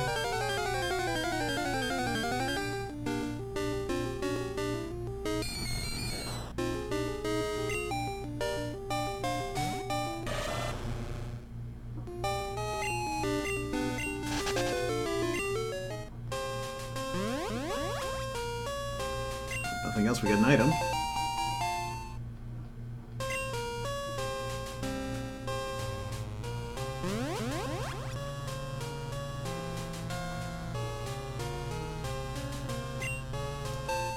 Okay, I get the sense we're going through multiple floors now.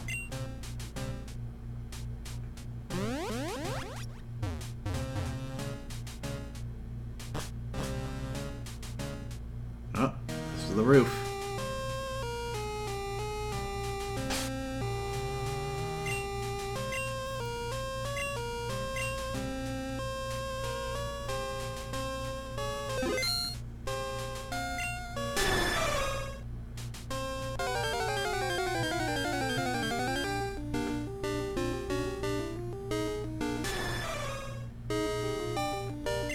Here it is, Ho-Oh, the rainbow bird, patron of the legendary beasts.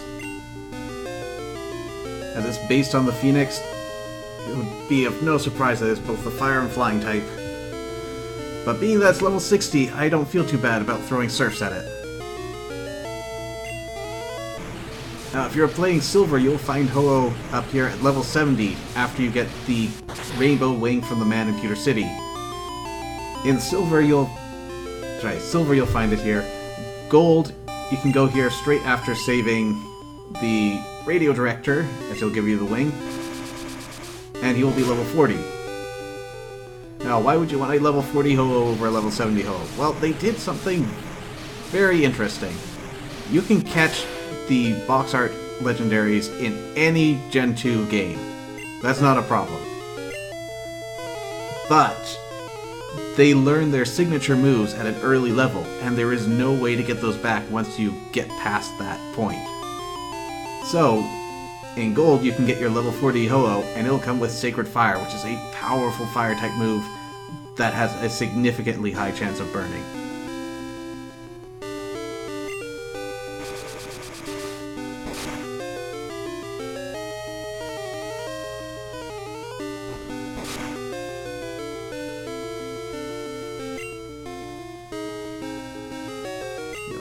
Risk it. Oh no.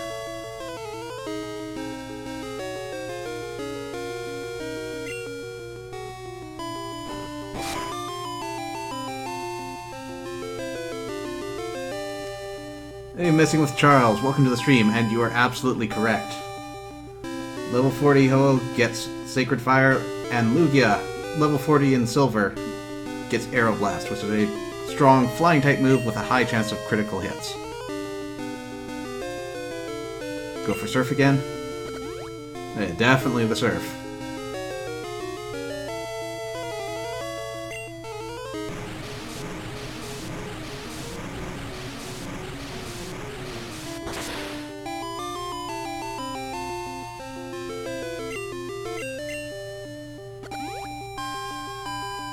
I believe starting in Gen 2, wild Pokemon started actually tracking PP, so he might be able to run out of these before too long. Of course, that also means that if we stay in the fight for too long, it will run out of PP for all of its moves, and we'll have to start dealing with struggle recoil damage. Alright, Sunny Day's up, which means our water attacks are going to be weaker. As if we needed that. Go for a Slash, it's probably our strongest chance right now. It'll survive a crit.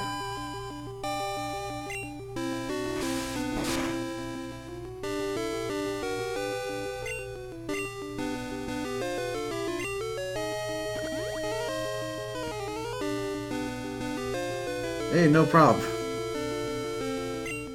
It was nice meeting new people, so thanks for coming out.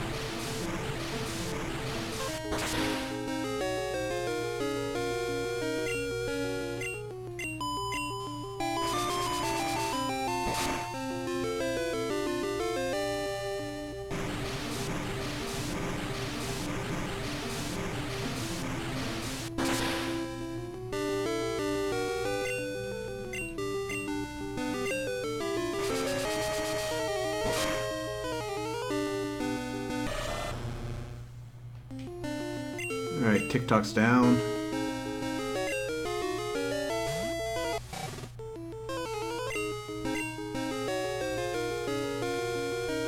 Yeah, let's Spark.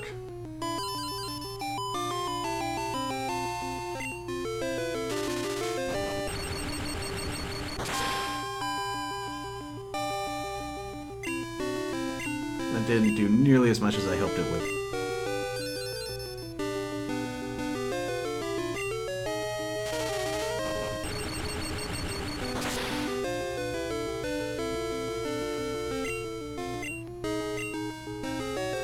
Alright, let's risk it. Time to get this thing asleep. This is gonna hurt!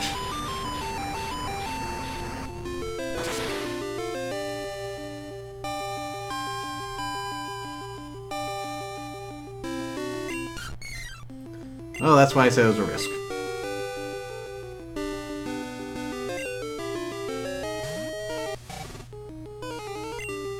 Alright, no sleep for us.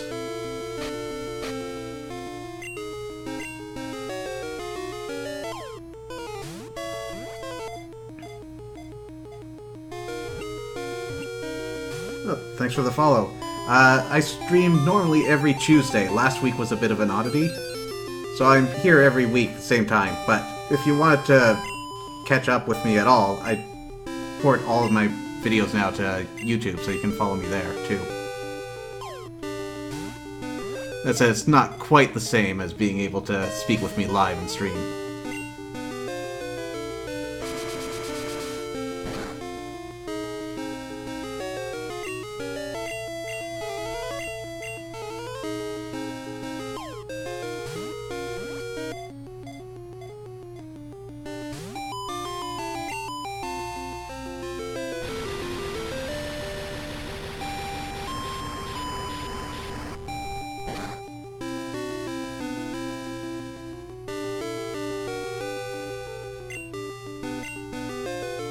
That was not a crit. Lovely.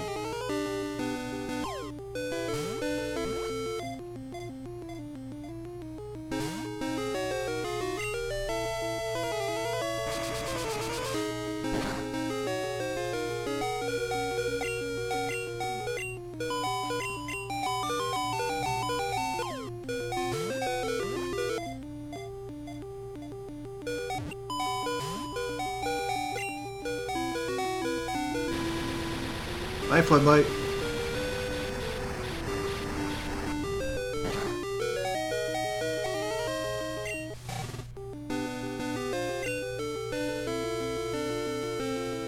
Oh man, working college, I know that feel.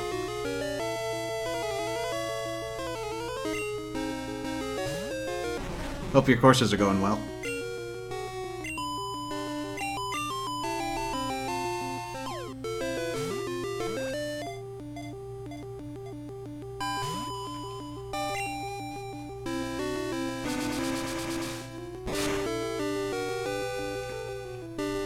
Come on, Deku. Just have to avoid any fire blasts and we're good.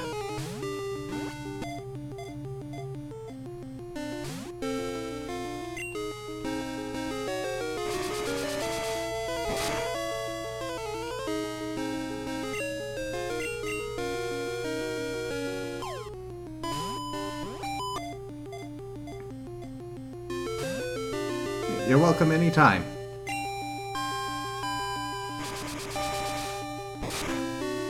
But if you got other things to do, I understand.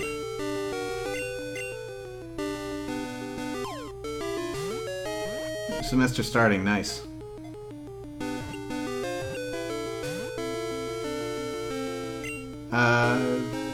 Yeah, I guess, summer term?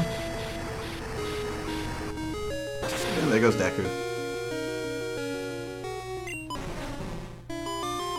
I know when I was going to school, you had the September to December block, and then the January to April block, and then there's basically a bunch of optional terms that you could take during the summer. They're like 1 month blitzes each.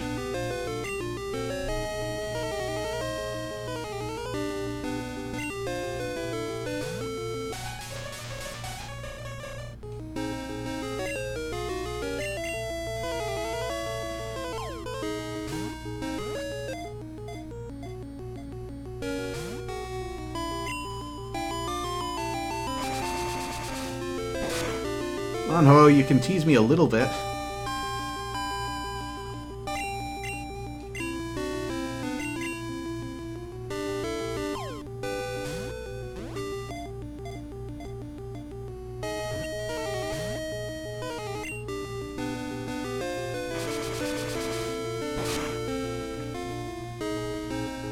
The good news is, I think he's out of fire blasts and recovers.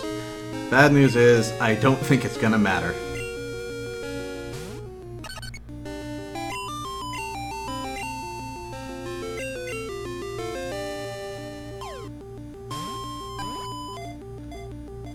Come on. Disappointing. Oh hey, he had to recover.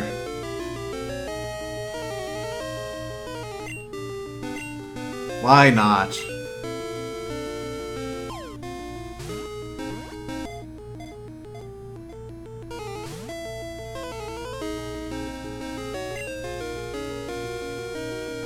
It just keeps getting worse. Oh man.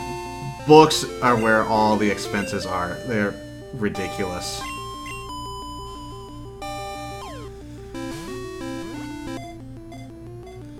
Like, registration for the semester isn't particularly cheap, but the books just up and away blow it out.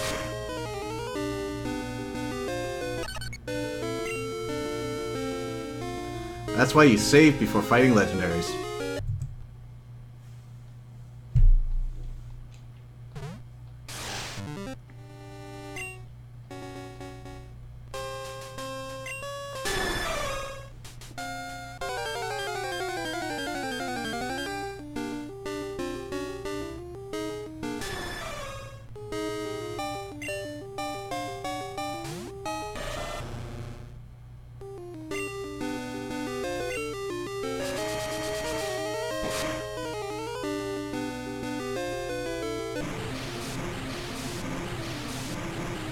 So I think the strategy here is that we gotta weaken it normally, and then we don't bring out Molo until one of our Pokemon faints.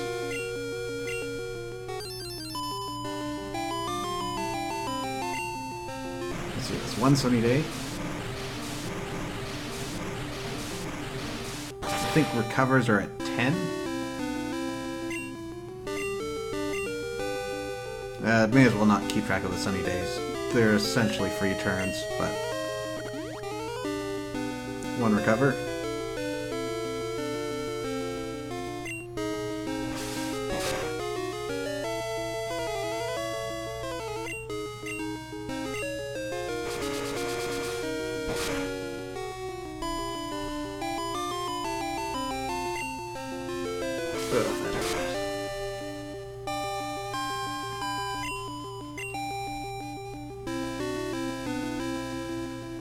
Oh man, stem, yeah.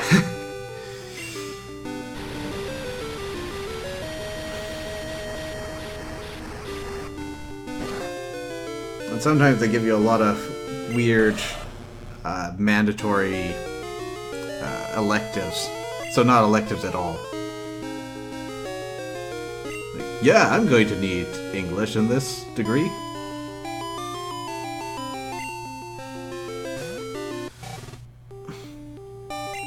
Though I lucked out, in a sense of the word. I had a very difficult high school teacher for English, so when I had to take English in college, it was absolutely trivial. I was almost insulted by what they had us doing. Because it was more geared towards, do you have a basic level of English knowledge coming in from other countries, rather than, you know, literary analysis skills and things like that.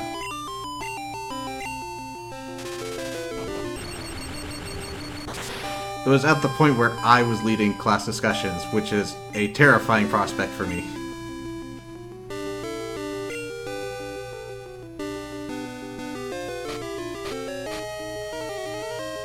So unfortunately, that paralysis means we can't put to sleep, and paralysis does not do anything for catch rates in this generation. So we've just made things hard for ourselves.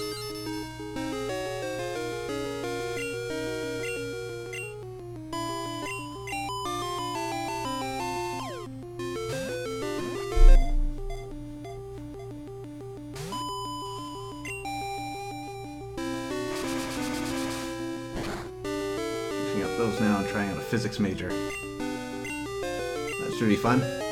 I hope you like math. But again, you're in a STEM course, so of course you do.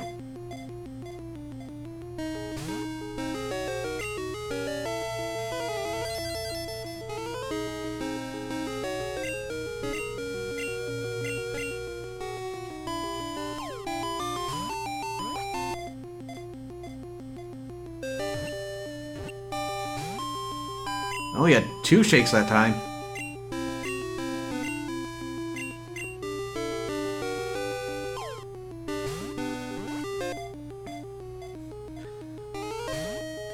Yeah, it seems like that's the case. There are a lot of glitches in Gen 2, and not the fun break-the-game ones that you like to find all over YouTube. It's a bunch of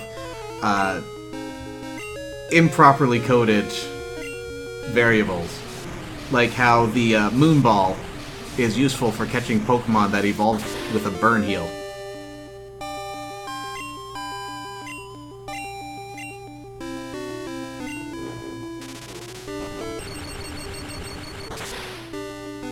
So, lots of things that aren't working quite as they intended.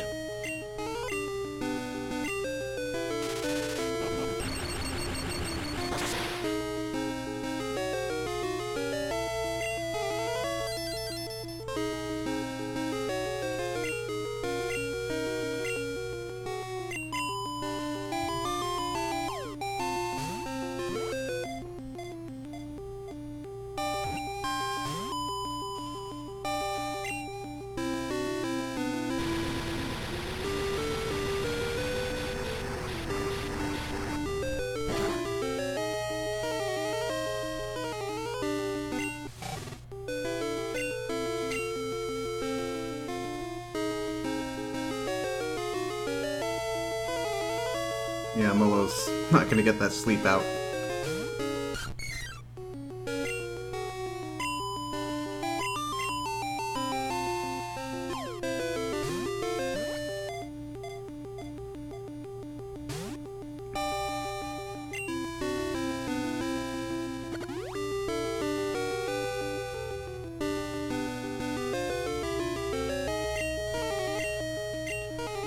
Oh boy, I'm not gonna get his health down.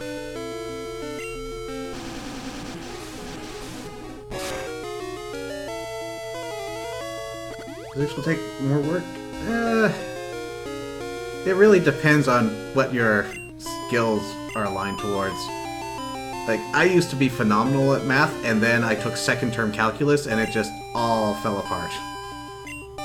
But I was still doing well in physics and my other science courses. Hey James, welcome to the stream.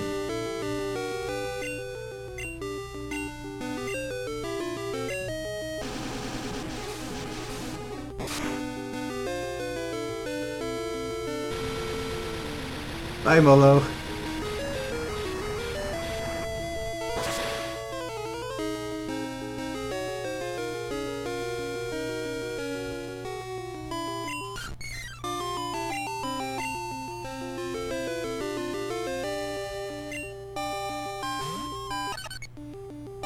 Oh, I gotta knock his health down. Why did I send out Diglett? YOLO!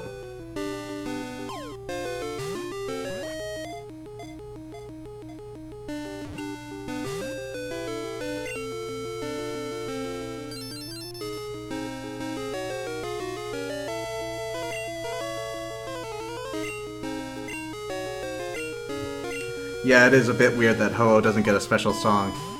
Later he will, so don't worry about that.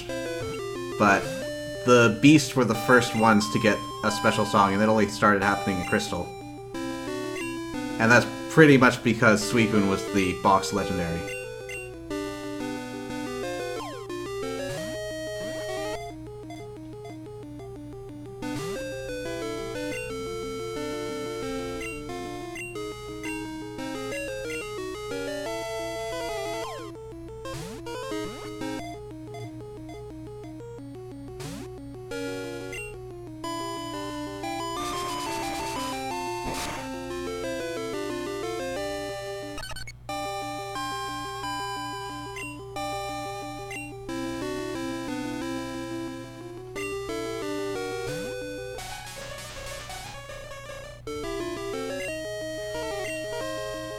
Good stuff. It's always important to do what you love.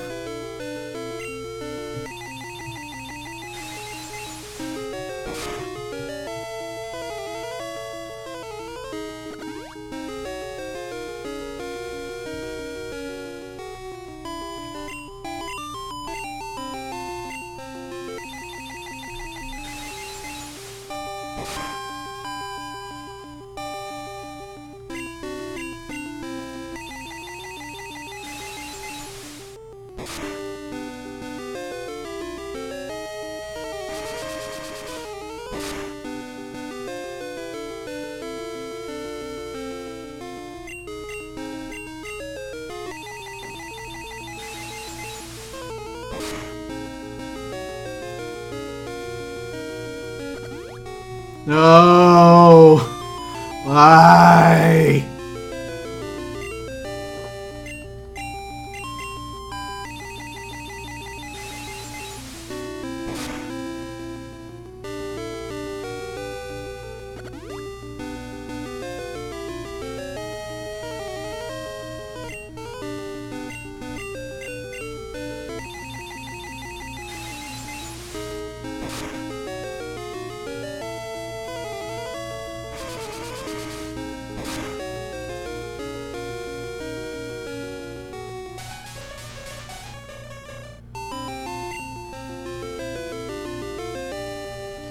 Yeah, being able to heal like Snorlax is definitely not fun, but at least it's not a legendary beast. Those are the worst.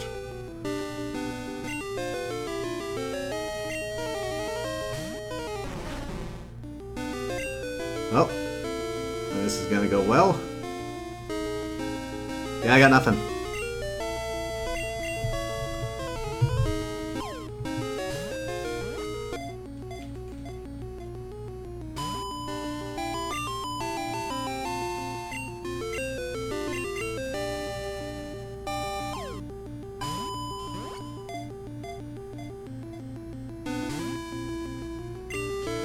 I lost track of the recovers, unfortunately.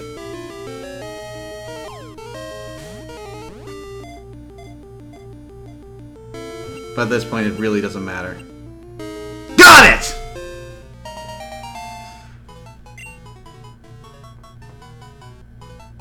What did I use the Master Ball on? Entei, of course. I wasn't going through Raikou again.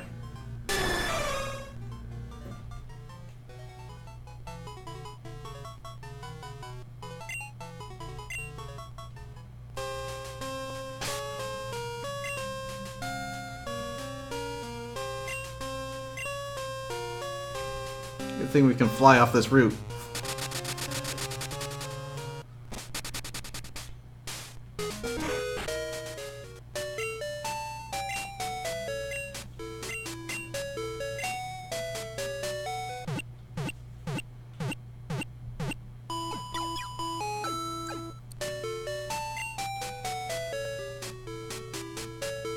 Yeah, 1% chance is still a chance.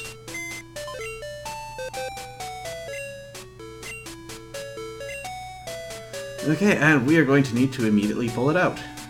We'll put you down for now. And yeah, we've got enough serfs, but I think we're going to need strength.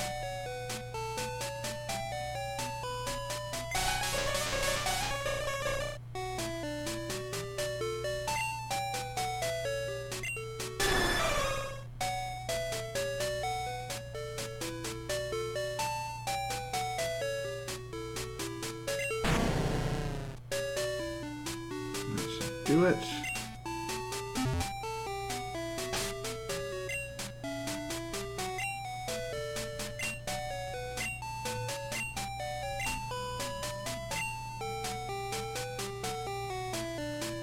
Alright, so Sacred Ash. One-of-a-kind item. Fully revives all of your fainted Pokemon. Alright, thanks for stopping by, Messing with Charles. Get some sleep and take care.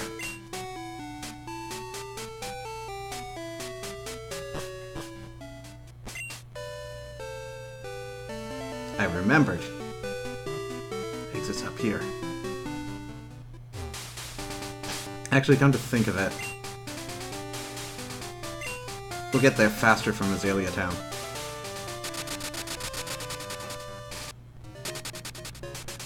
Oh, I'm Pacific.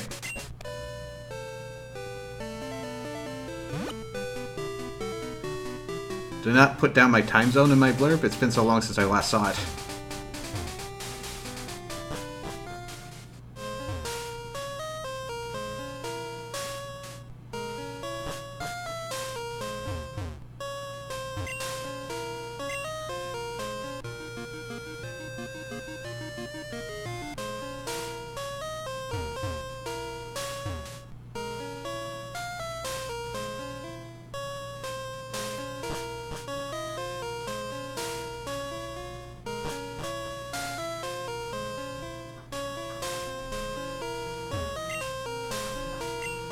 Oops.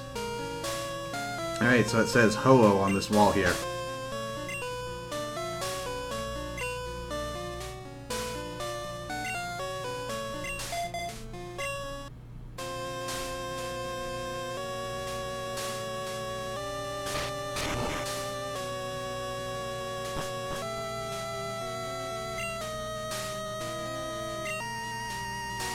Going full on items again.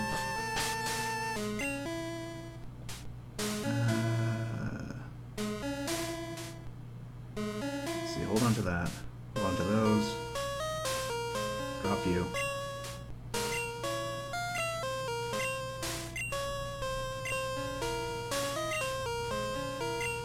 That is correct. We're 3 minutes to 10.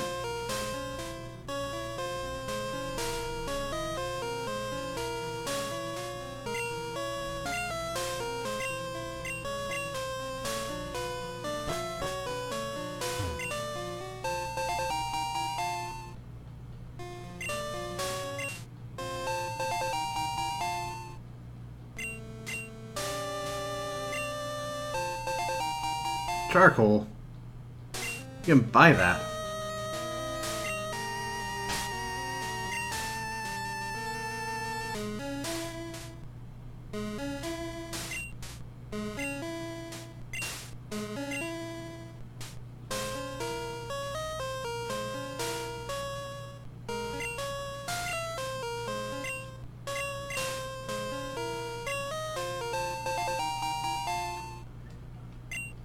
I've gotten ahead of myself. This is actually the last hole we want to jump down. So we'll swing by later. Solve this puzzle first.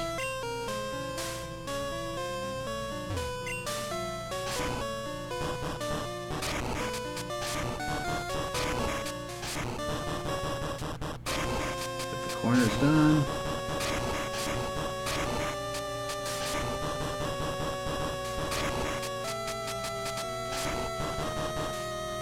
There.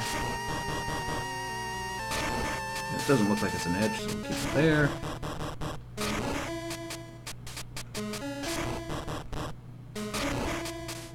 That doesn't look right.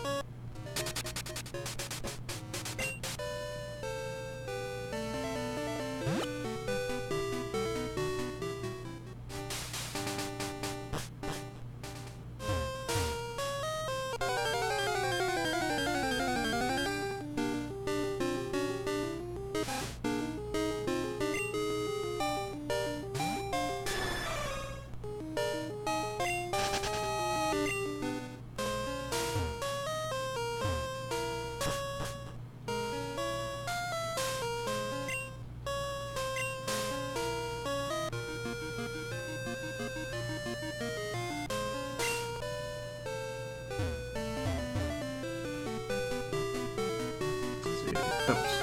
I'm gonna go south first.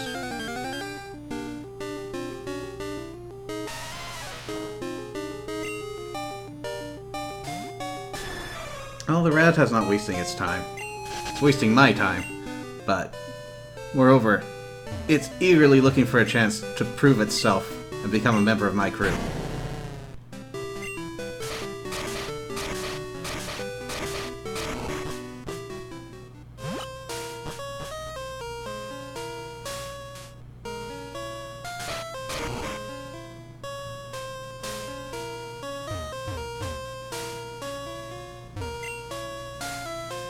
Water. So because we came in here carrying a water stone, this path opens up.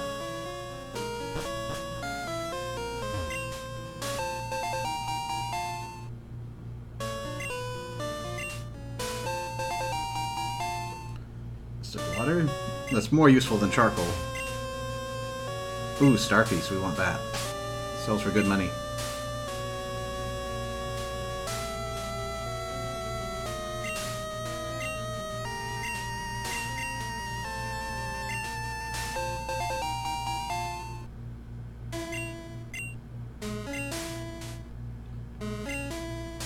More money.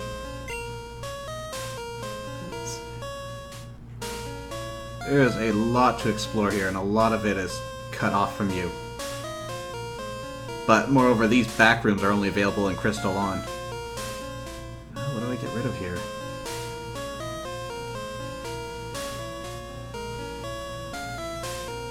Guess the escape rope.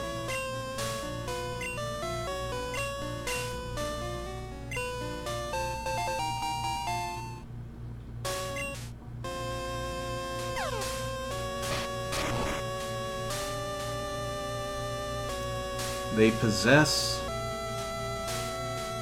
great insight and refuse the outside world.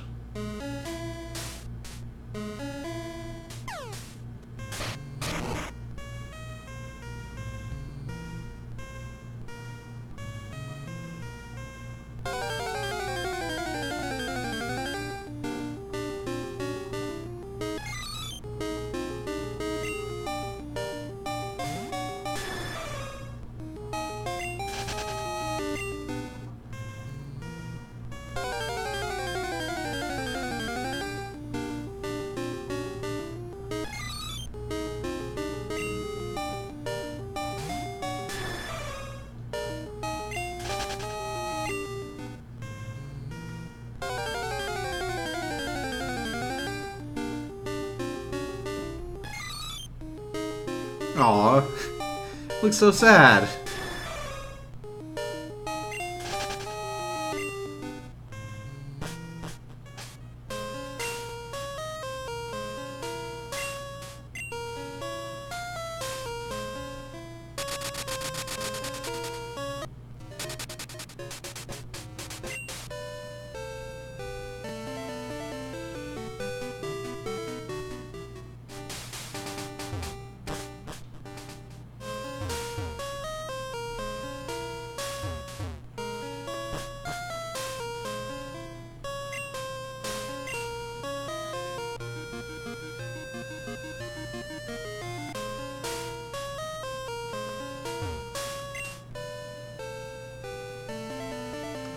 Nope, they go up.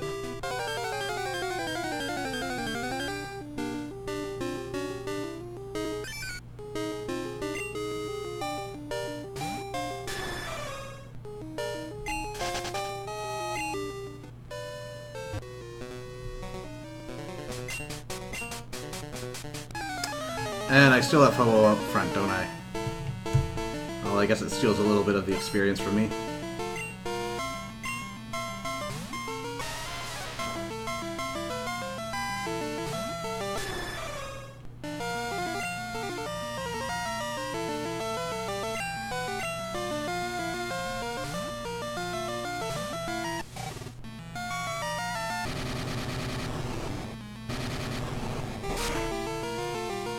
Well, that was easy.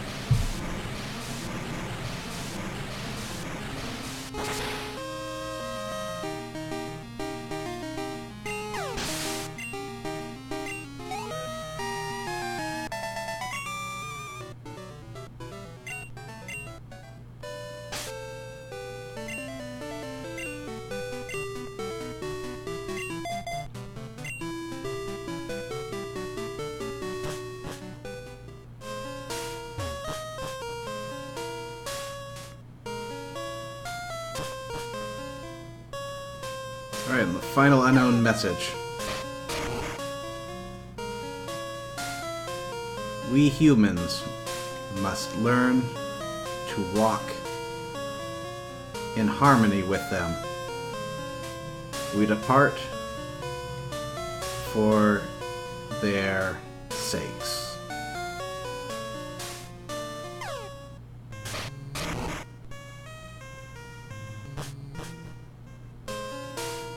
So that is everything to do with the unknown caves.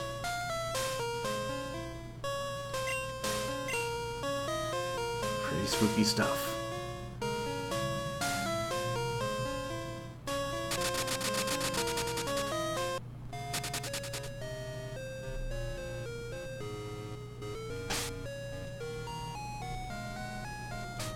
Alright, let's hop over to Kanto again. Get our final gym badge.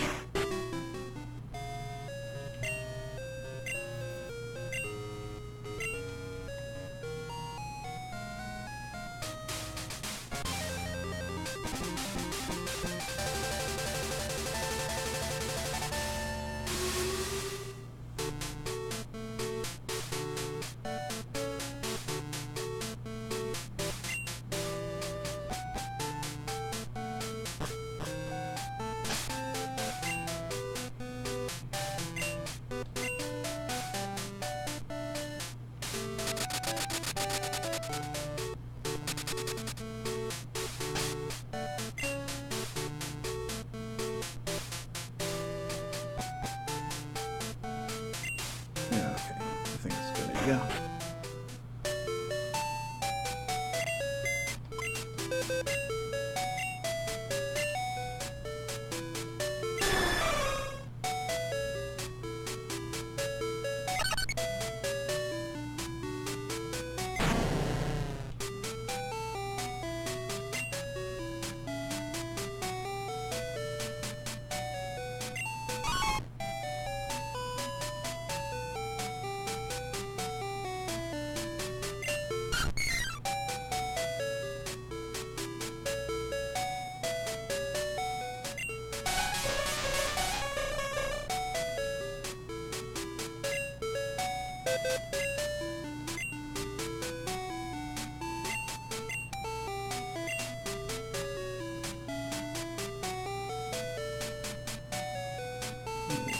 that.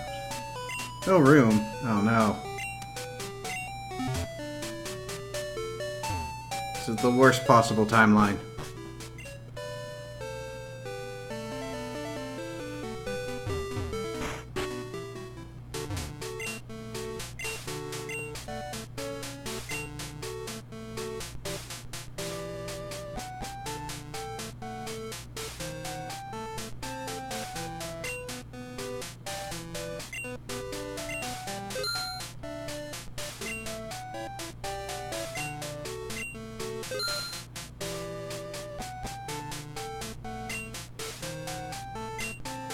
Oh, it's a lot less expensive than the charcoal was.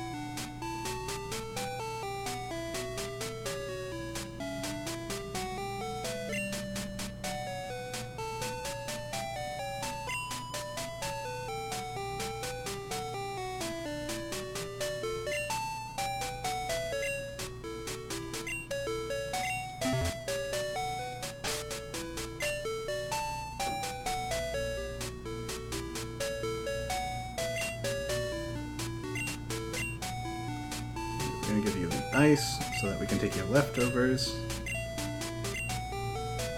Give them to Deku.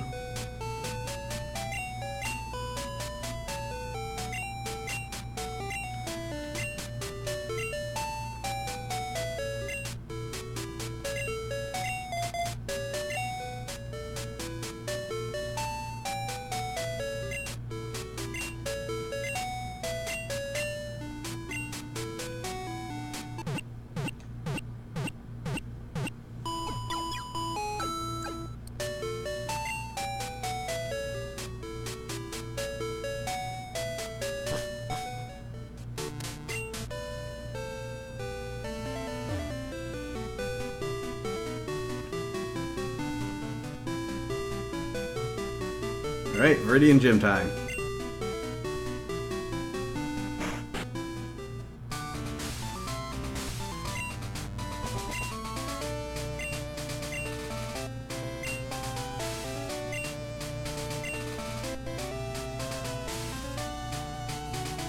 So, Viridian Gym, under new management.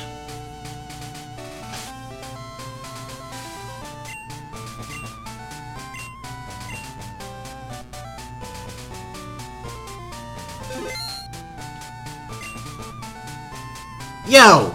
Finally got here, huh? I was in the mood at Cinnabar, but now I'm ready to battle you. You're telling me you conquered all the gyms in Johto? Johto's gyms must be pretty pathetic then. Hey, don't worry about it. I'll know if you're good or not by battling you right now. Ready, Johto champ?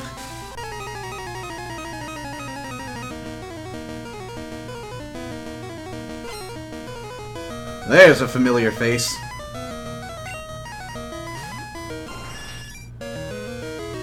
The same Blue that gave us so many problems 3 years ago is back and is now leader of the Viridian Gym. And unlike all other gym leaders, he doesn't have a type. This is a full-on champion match. Good luck.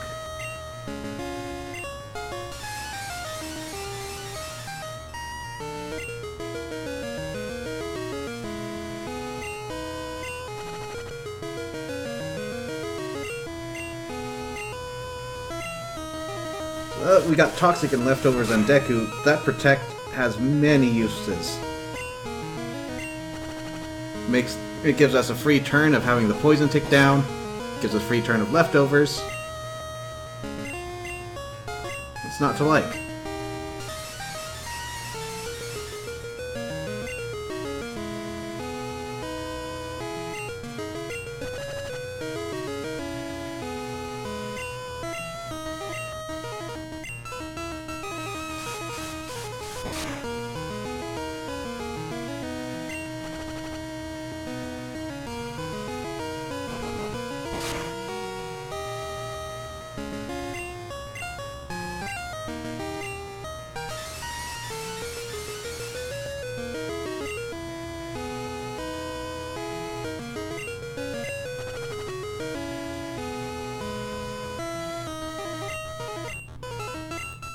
Let's try for another Protect.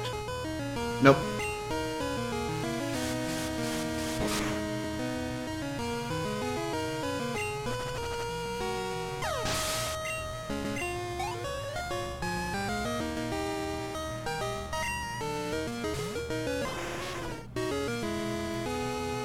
Alright, Arcanine. Deku is not having any of that.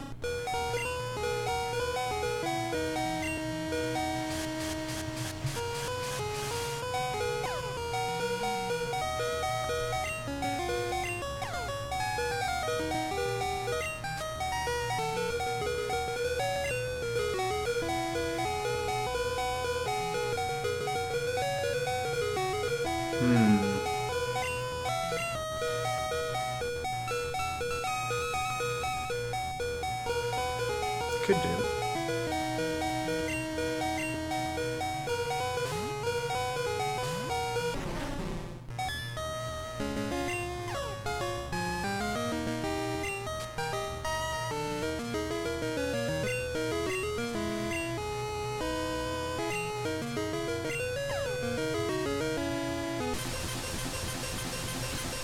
Oh, you poor sod. When he doesn't have Sunny Day up, that's a 2-turn move. And I've got the perfect answer to 2-turn moves.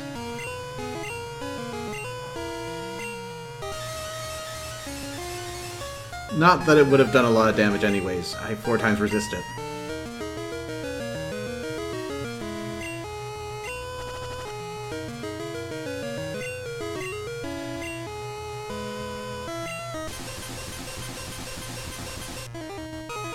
Yeah, this is not a winning strategy for you, Blue.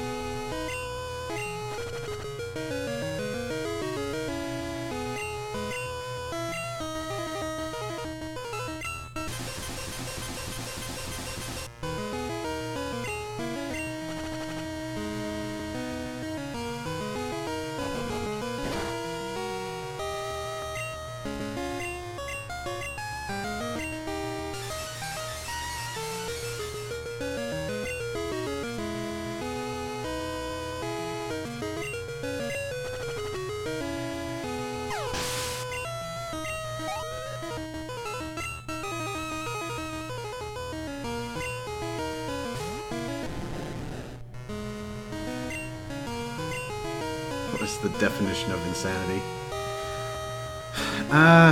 Now, I did spend a lot of time getting my health back up, and I could probably wear out this Gyarados slowly like that, but where's the fun in that?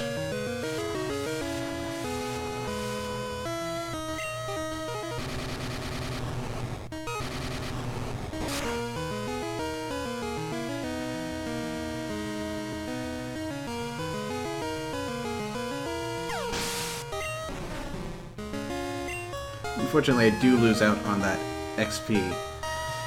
So let's see. He's used his Fire, Water, Grass type. He does have his Alakazam. What was his 6th Pokemon? I don't remember. That was probably a good matchup for it. Rhydon. Okay. Not as good a matchup as I was hoping. Send Floodlight to take the hit, and then switch to TikTok.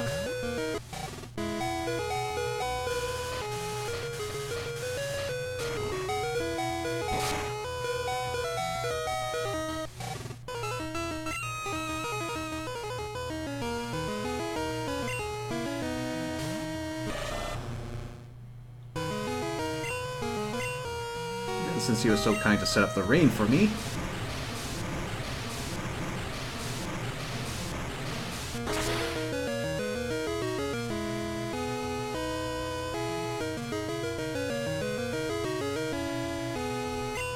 and a crit on top of that. Wow.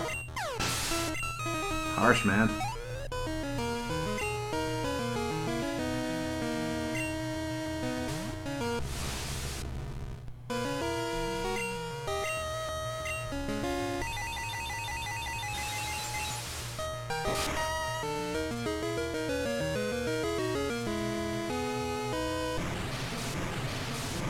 Oh, that psychic hurt.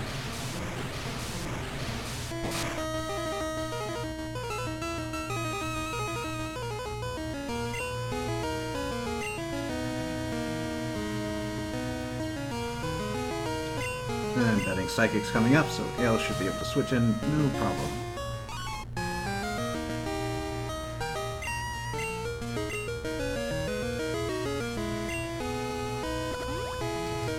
Oh, and it begins.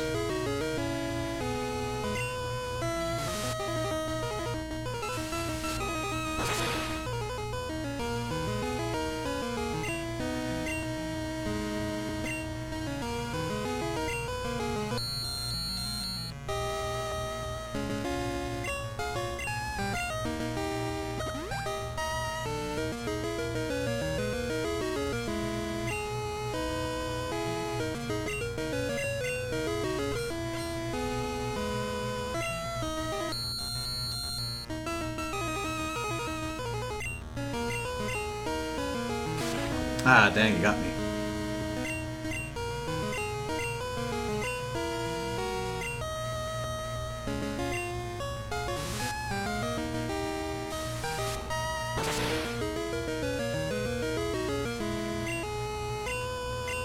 And just wait for that reflect to fall down.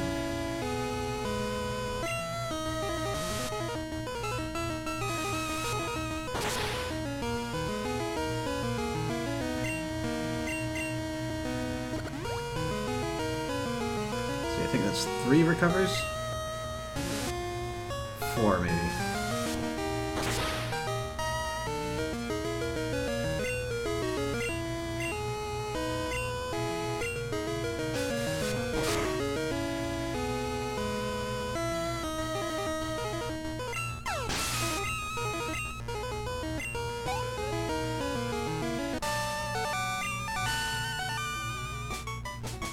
What?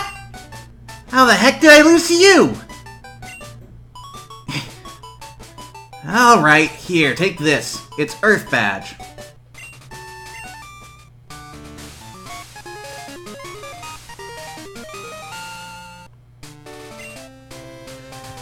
Alright, I was wrong. You're the real deal. You are a good trainer. But I'm going to beat you someday. Don't you forget it.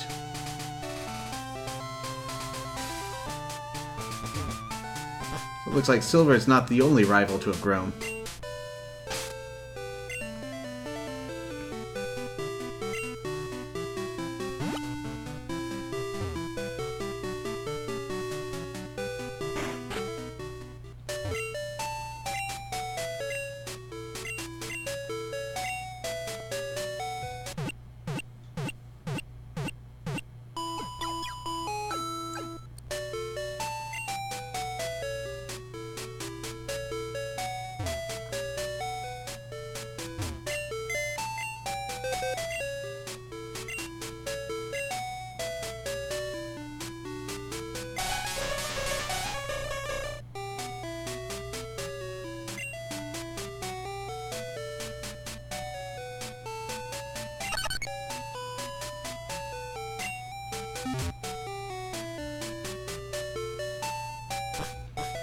Alright, now that we got all 16 badges, time to pay Professor Oak a visit.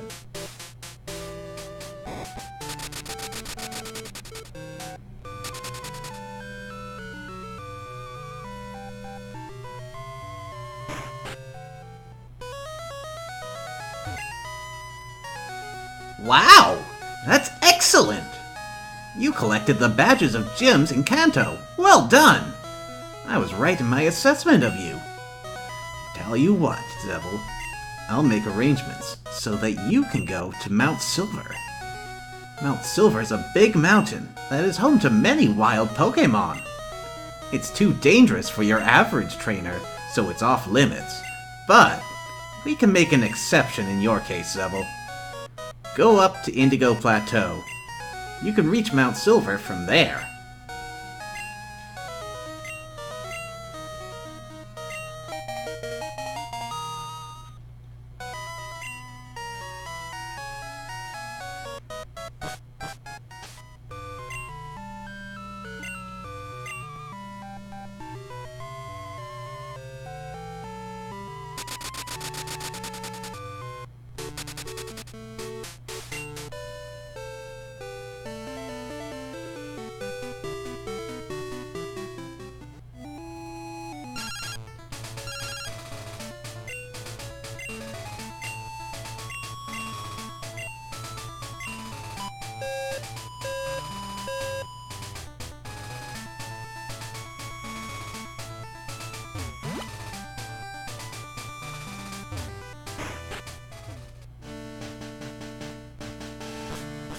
Now that we've got all 16 badges, we can head out east of the Pokemon League. There's nothing particularly new of interest in the grasses out here. We're gonna save that for when we reach the mountains proper.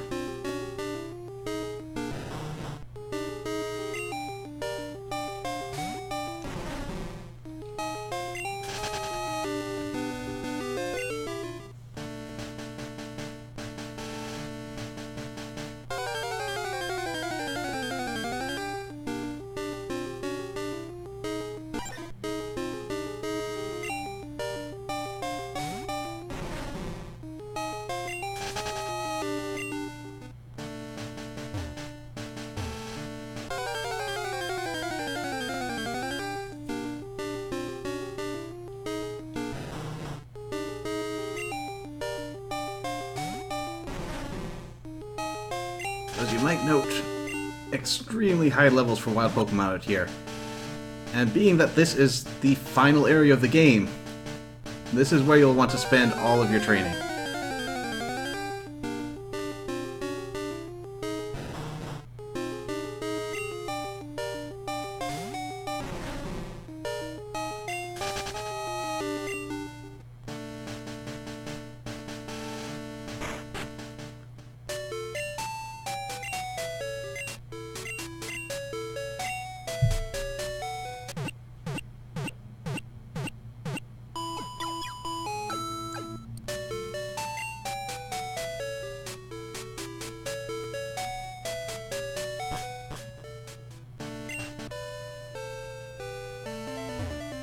Did I bring Scyther? I don't think I did. I think I have my regular team. And Togetic, okay. Let's grab Scyther.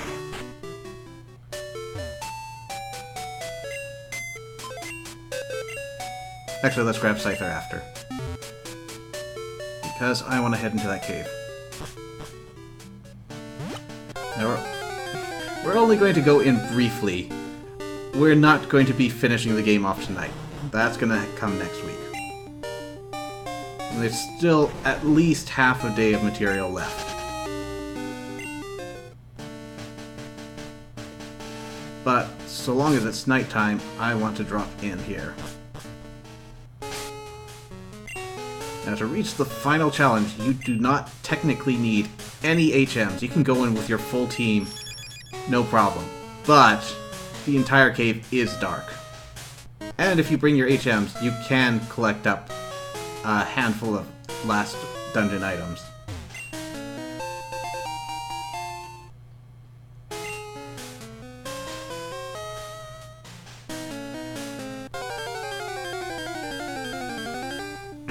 Alright, so off screen, I am going to be coming back to the first floor during the day to catch a Magmar.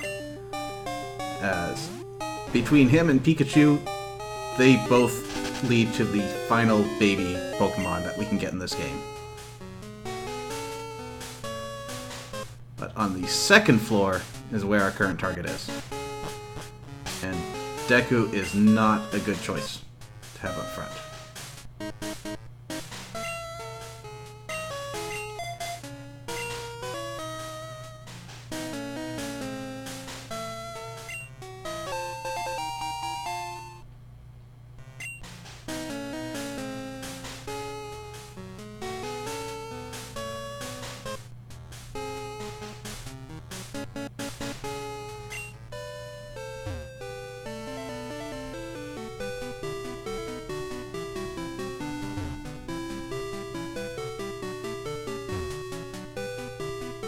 Well, I know there are Pokemon in here.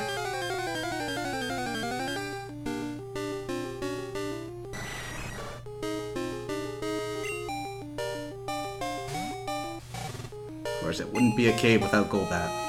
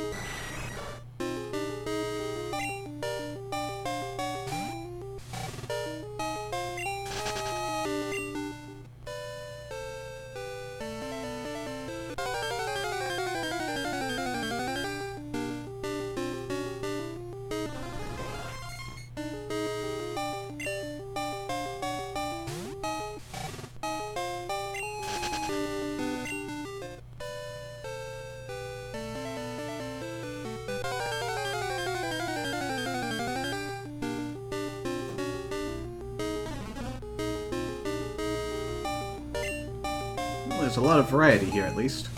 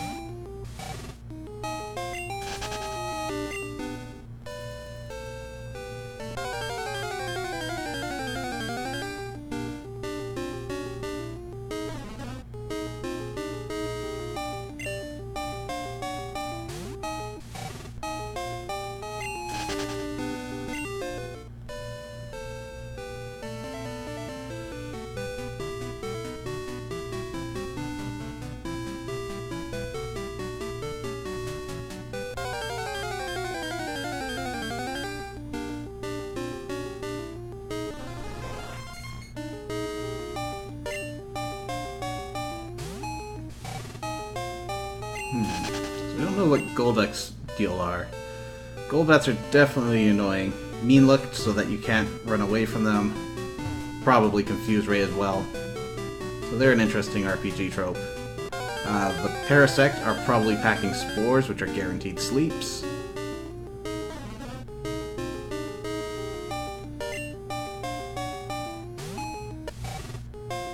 I can't really think what threat Golduck provides other than being a decent special attacker. Maybe Disable and Confuse Ray?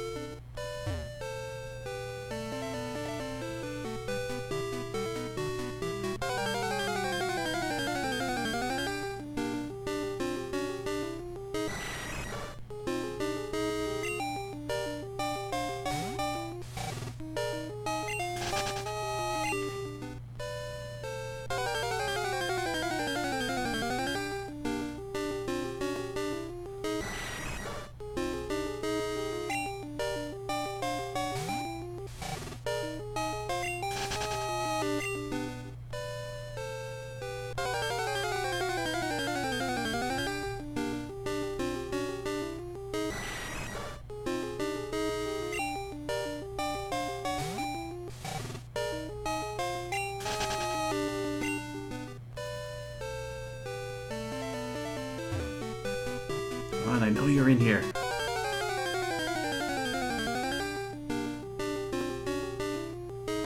Not you.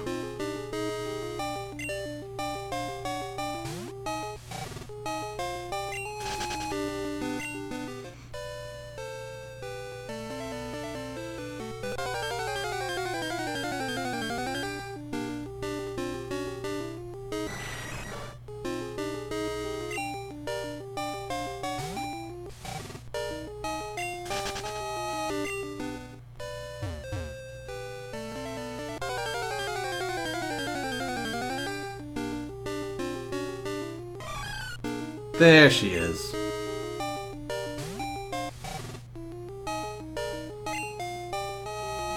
Alright, so Misdreavus, the one new ghost type in this generation. Well, the stats are relatively middling. She will improve significantly in the generations to come, as is always the case, isn't it? But moreover, the distinction of being a ghost type, and a pure ghost type at that, it's something extremely unique at this stage of Pokemon. It's just such a shame that you can't catch her until the very end of the game.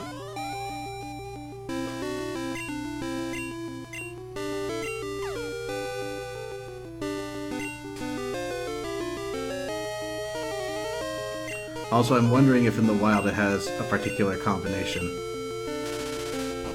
So, Misdreavus are known for learning a move called Perish Song. Oof, that was close. And what that does is, all Pokemon in the field that hear it, will faint in 3 turns. Guaranteed, unless they switch out. But as we saw just now, she also packs Mean Look. So if Misdreavus can get that off, get you trapped, and then stall out for a couple turns, she can guarantee a knockout on anything.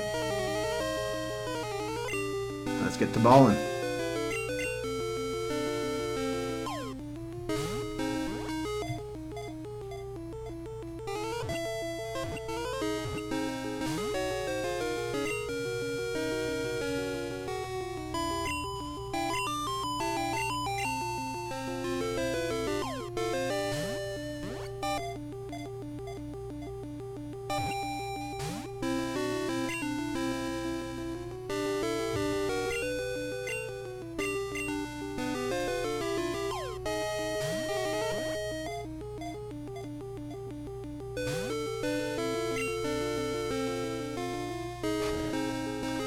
Oh, well,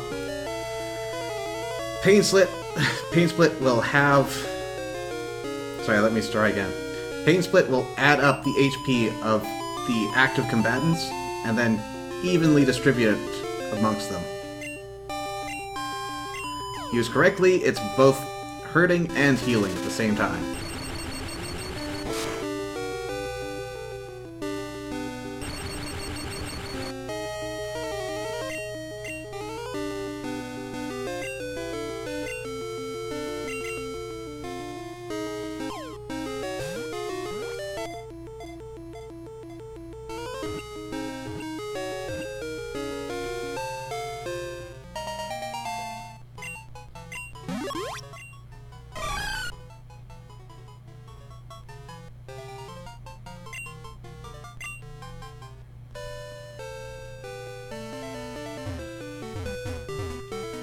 Down the stairs.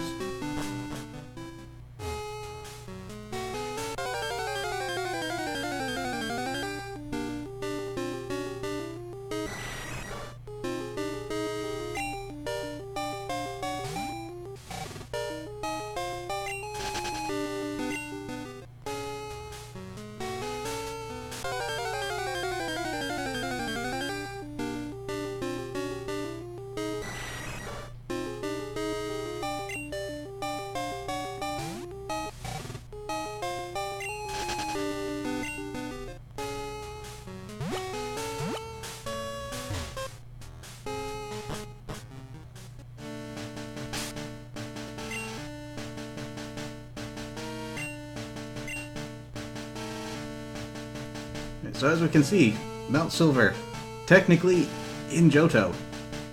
This is another quick way that you can travel between the two regions.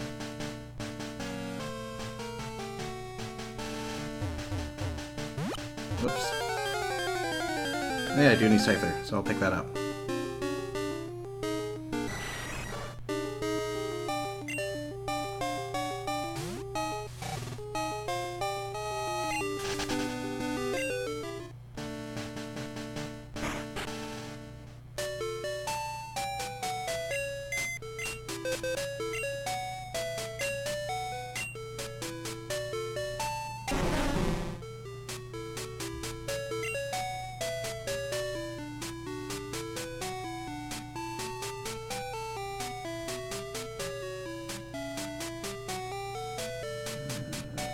Scyther.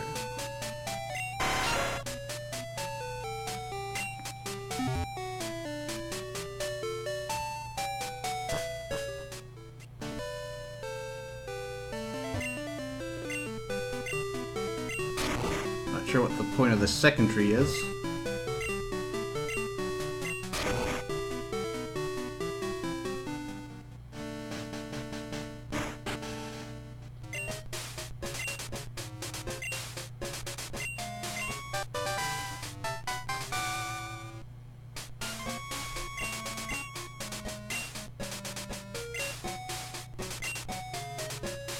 Alright, so TM47 is Steel Wing, one of the rare Steel-type moves. It's so rare that I don't even remember the details of it.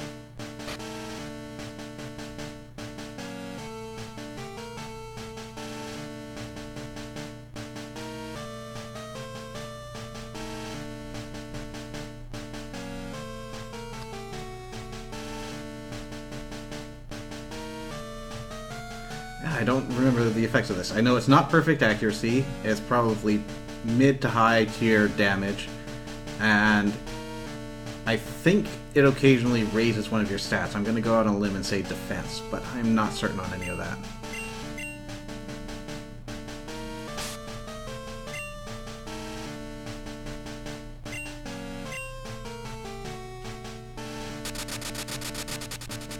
Alright, so we're just about ready to wrap it up for the night.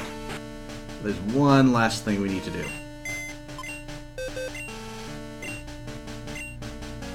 So on Mondays and Wednesdays, if you head to Victory Road, you'll find a certain surprise waiting for you.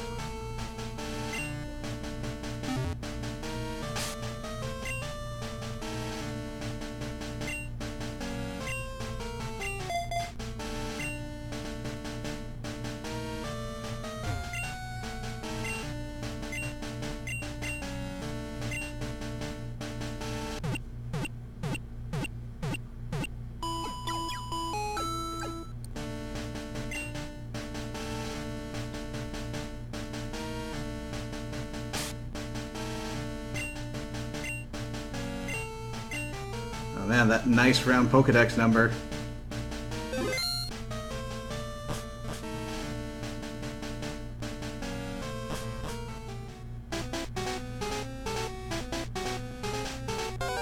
Wait, it was here, right?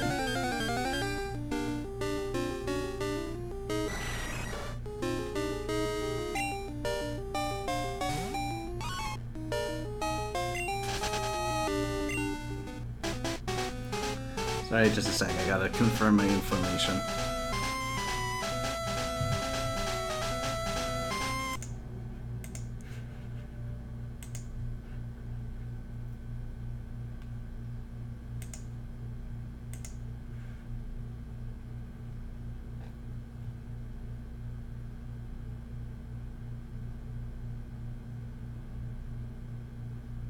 Oh, I see.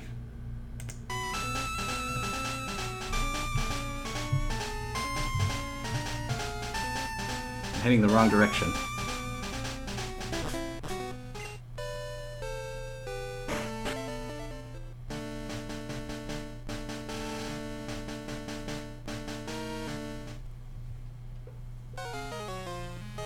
Hold it.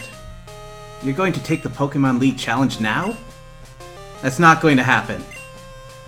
My super well-trained Pokemon are going to pound you. Zebel, I challenge you!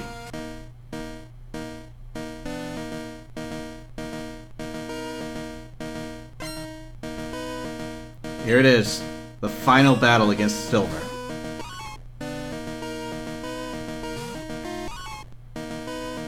And this battle really cinches up his entire development arc. He's gone from a very bratty, outright toxic individual at the beginning of the adventure, stealing his Pokemon, causing no ends of troubles for people around him. And as he slowly learned that his was not the correct path to achieve his goals, he began to listen to the people around him and begin to show kindness for the Pokemon that brought him this far. And we saw a little bit of this at Mount Moon. He's already made some friends and was able to trade out his Kadabra and Haunter to get them evolved. Well, he's improved a little bit since then.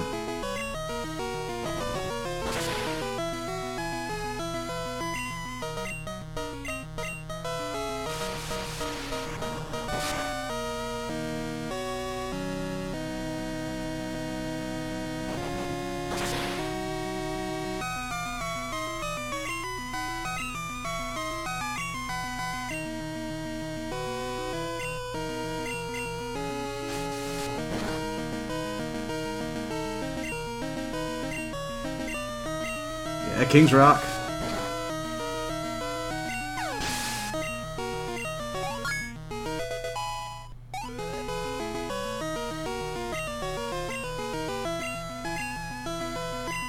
Okay, what do I get rid of for Slash? Quick Attack is actually pretty useful, but Slash is going to get a lot more damage out of it. I want to keep Rock Smash. Feint Attack's good for Ghost types. Let's get rid of Quick Attack.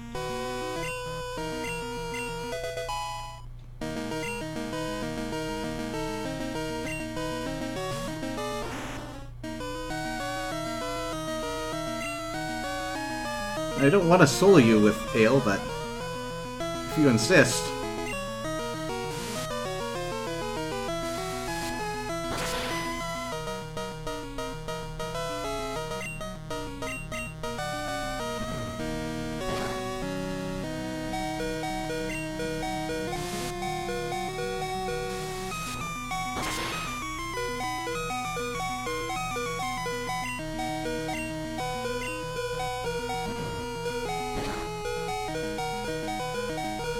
On with one.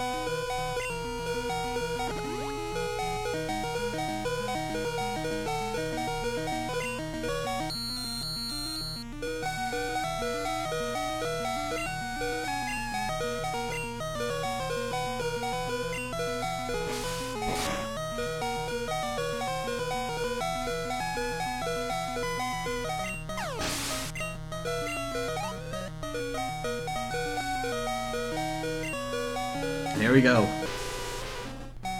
He's had that Golbat ever since he caught it back in Azalea Town. And now that he's learned to treat his Pokemon better, it's finally evolved through happiness into Crobat.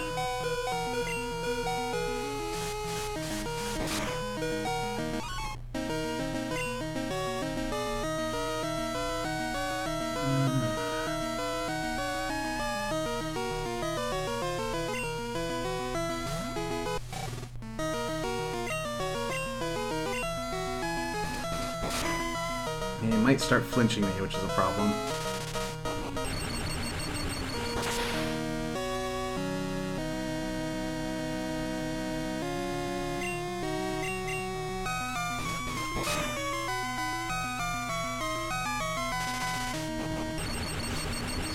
Well, that still doesn't look happy. I call it happiness. I think it's officially known as friendship. Doesn't look friendly either.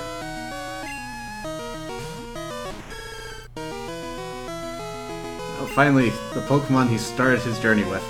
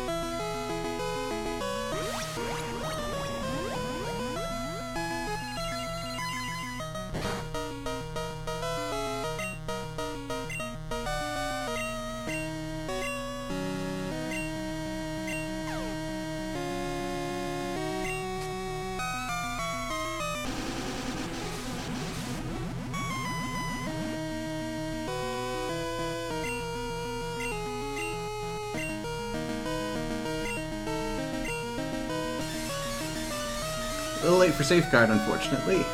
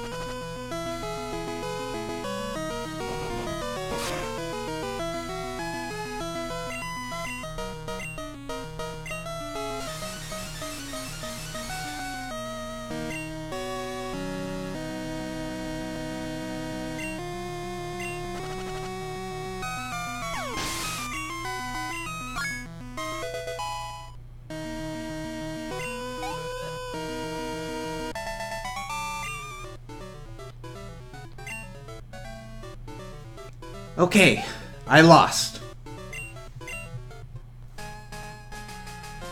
Darn, I still can't win. I have to think more about my Pokemon. Try not to lose.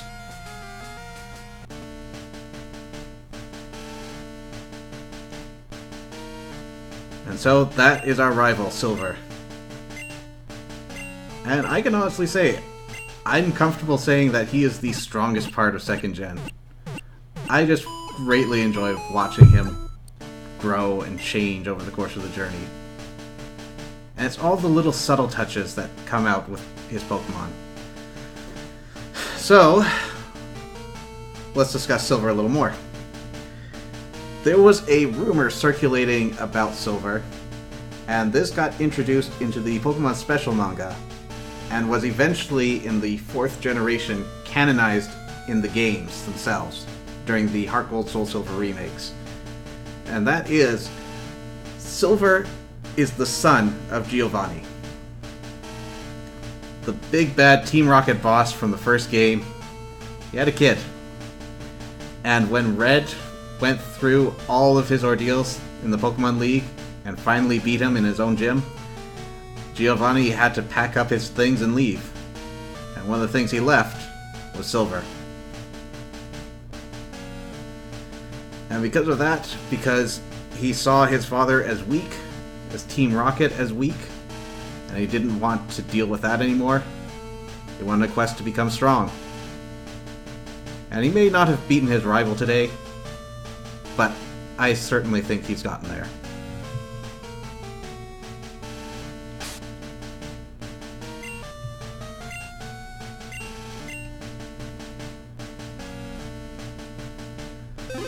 Alright, so James, you asked a question during that fight. It wasn't appropriate for me to address it now, but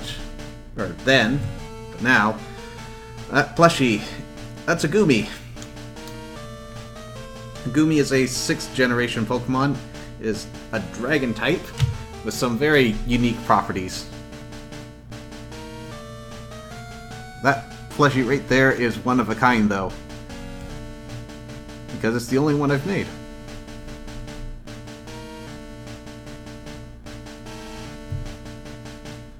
Well, that's going to do it for tonight.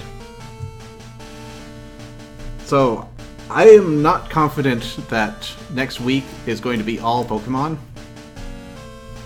We might actually start into the next game afterwards. We'll have to see how the timing goes. As for what game that will be, well, nah, I don't think you need any hints. Well, till next time, everyone. Take care.